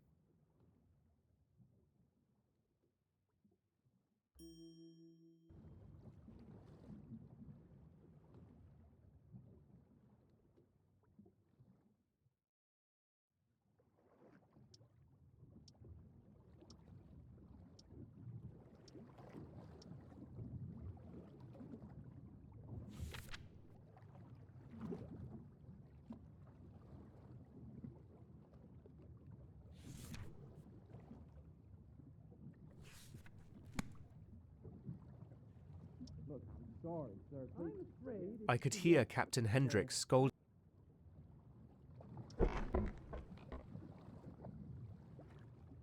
I'm not feeling well today.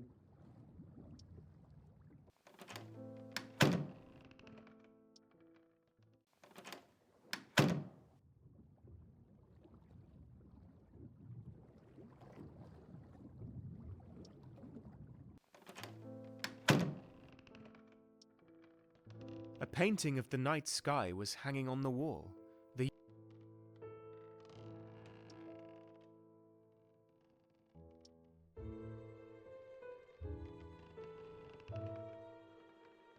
On the top shelf stood a portrait of a stern-looking man.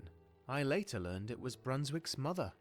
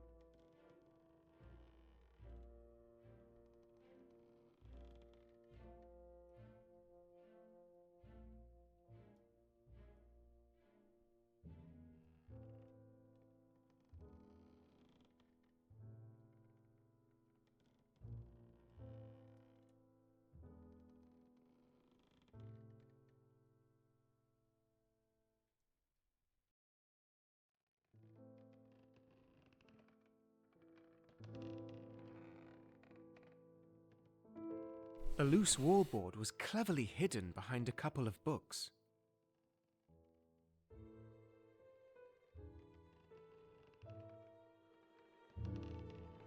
Behind the loose wallboard was a cleverly hidden compartment containing a single booklet. It seemed to be Brunswick's journal. Brunswick seemed to like writing rather cheesy poetry.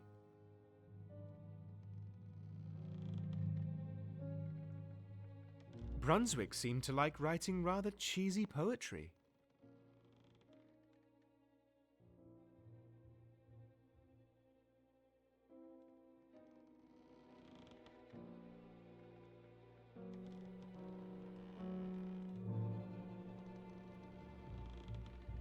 It was Officer Brunswick's journal.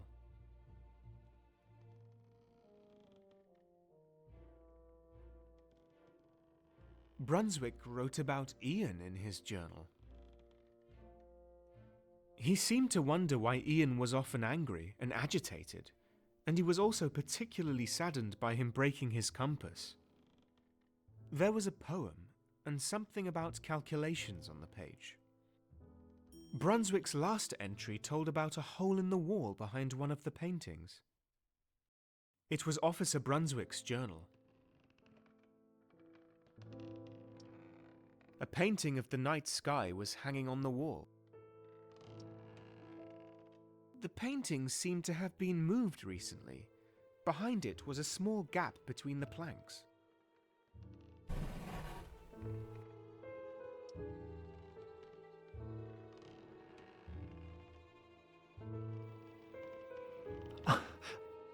What's that? Is there someone spying on me?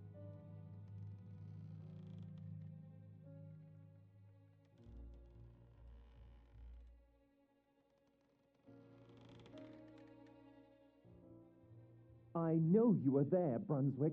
I can hear you breathe through the wall. Have you done this before? Because well... You stole the gun! Devon, are you snooping around? I didn't expect you to be that kind of person.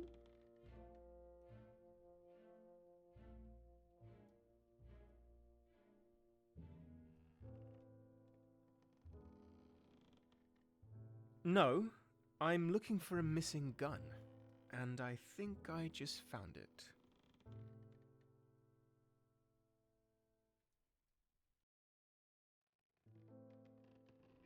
Be quiet. Come into my cabin. I'll unlock the door for you.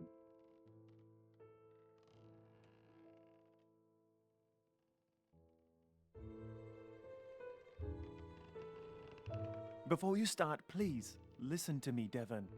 I know it's against the captain's rules and all, but some rules are there to be broken.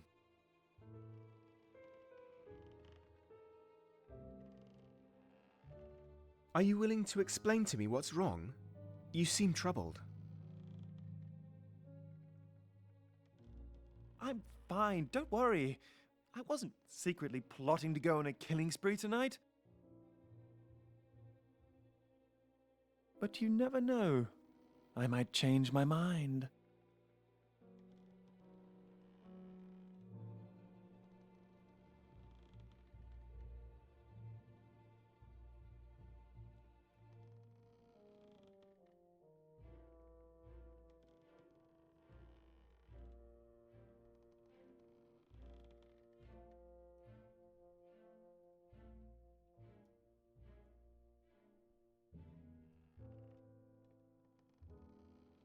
I'm just a little worried, Ludlow. What are you actually going to do with that thing?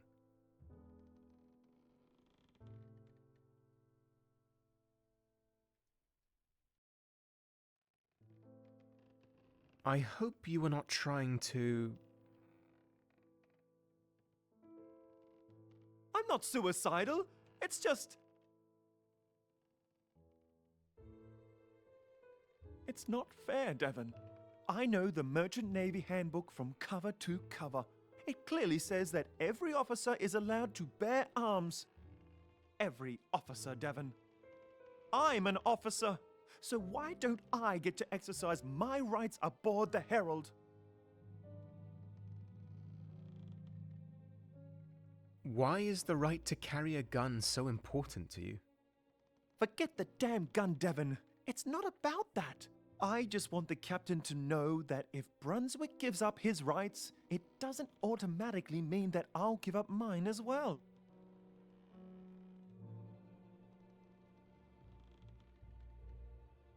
For some reason, I'm always expected to do as the white man does. I'm never trusted to make my own decisions. Sometimes I feel like I'm an officer in nothing but name.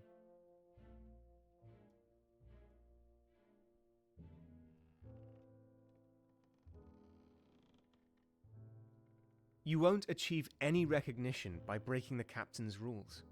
If an officer wants respect, he has to deserve it.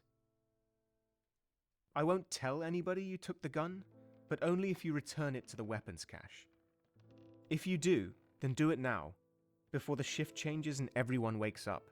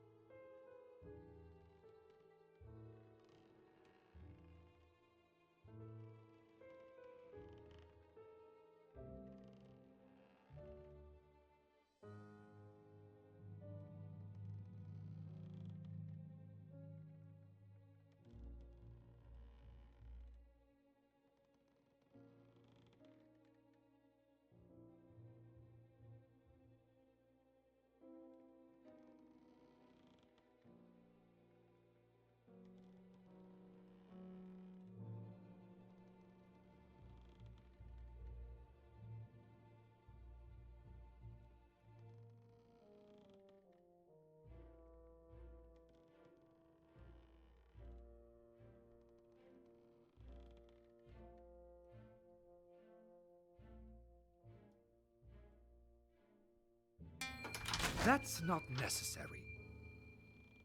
Captain? Excuse me, sir, but were you listening at my door just now? Once again, my ship, my rules.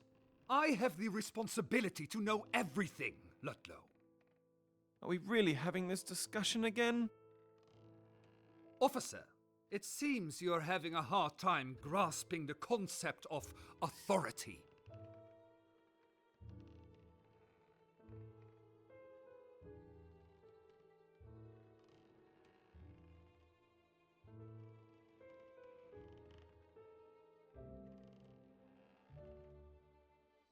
It's my fault, Captain.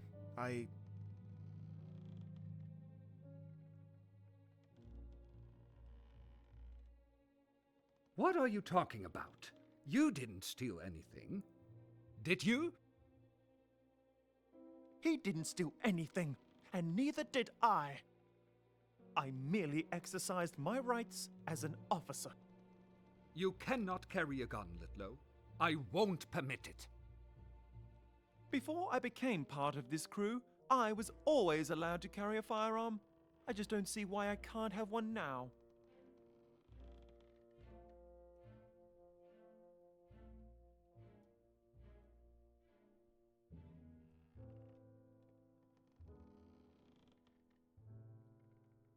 I don't understand this either. It seems Ludlow has every right to carry a gun, Captain.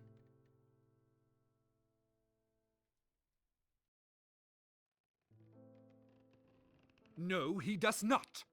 How else would I protect myself? Protect yourself from what, Ludlow?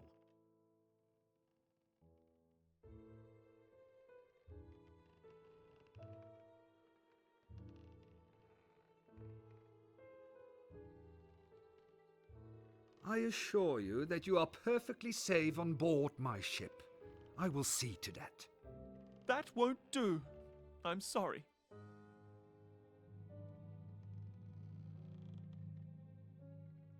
Can't you make an exception, sir?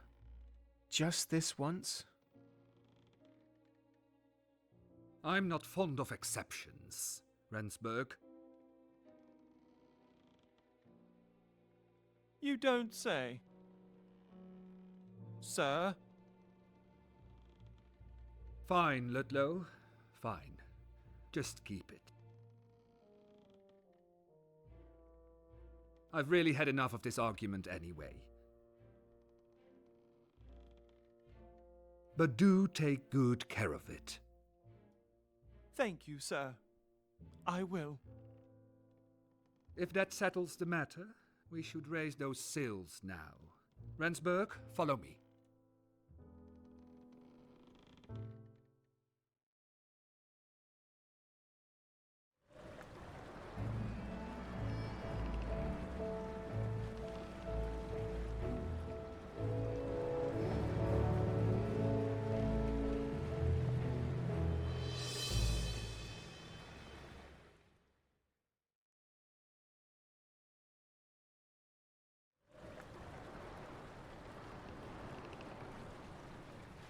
Thank you for helping me yesterday. With pleasure.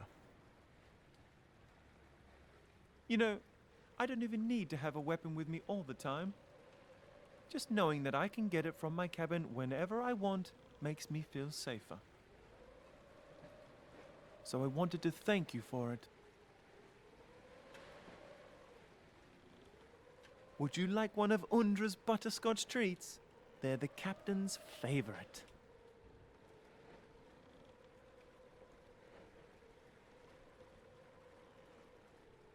Well, okay then. Those look too delicious to refuse.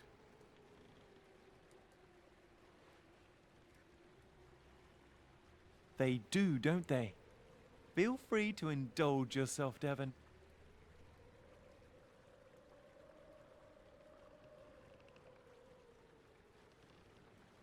I do appreciate your kindness.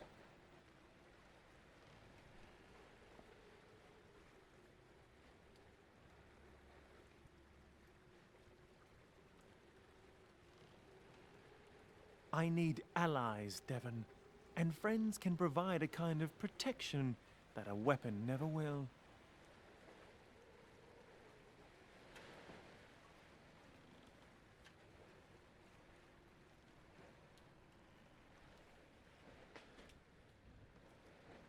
Back in the capital, I picked you. And believe me, that wasn't without reason. I don't really understand. What do you need allies for? The captain thinks I don't know. Or that's what I hope I've led him to believe.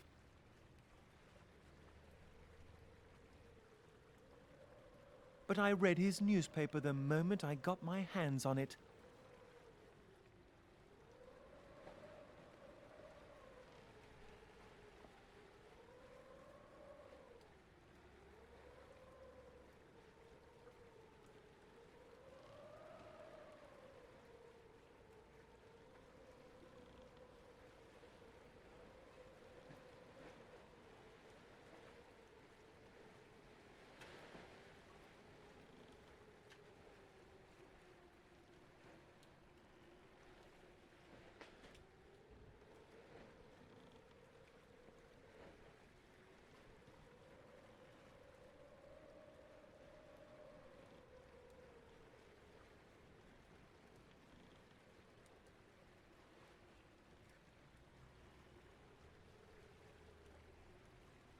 Here, take a look.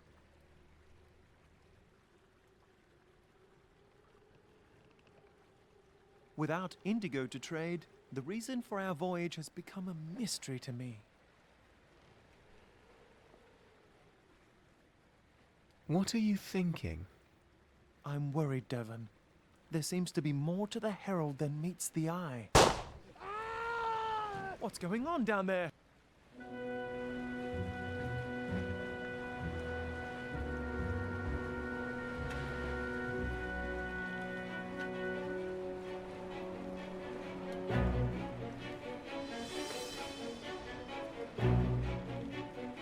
Don't come any closer!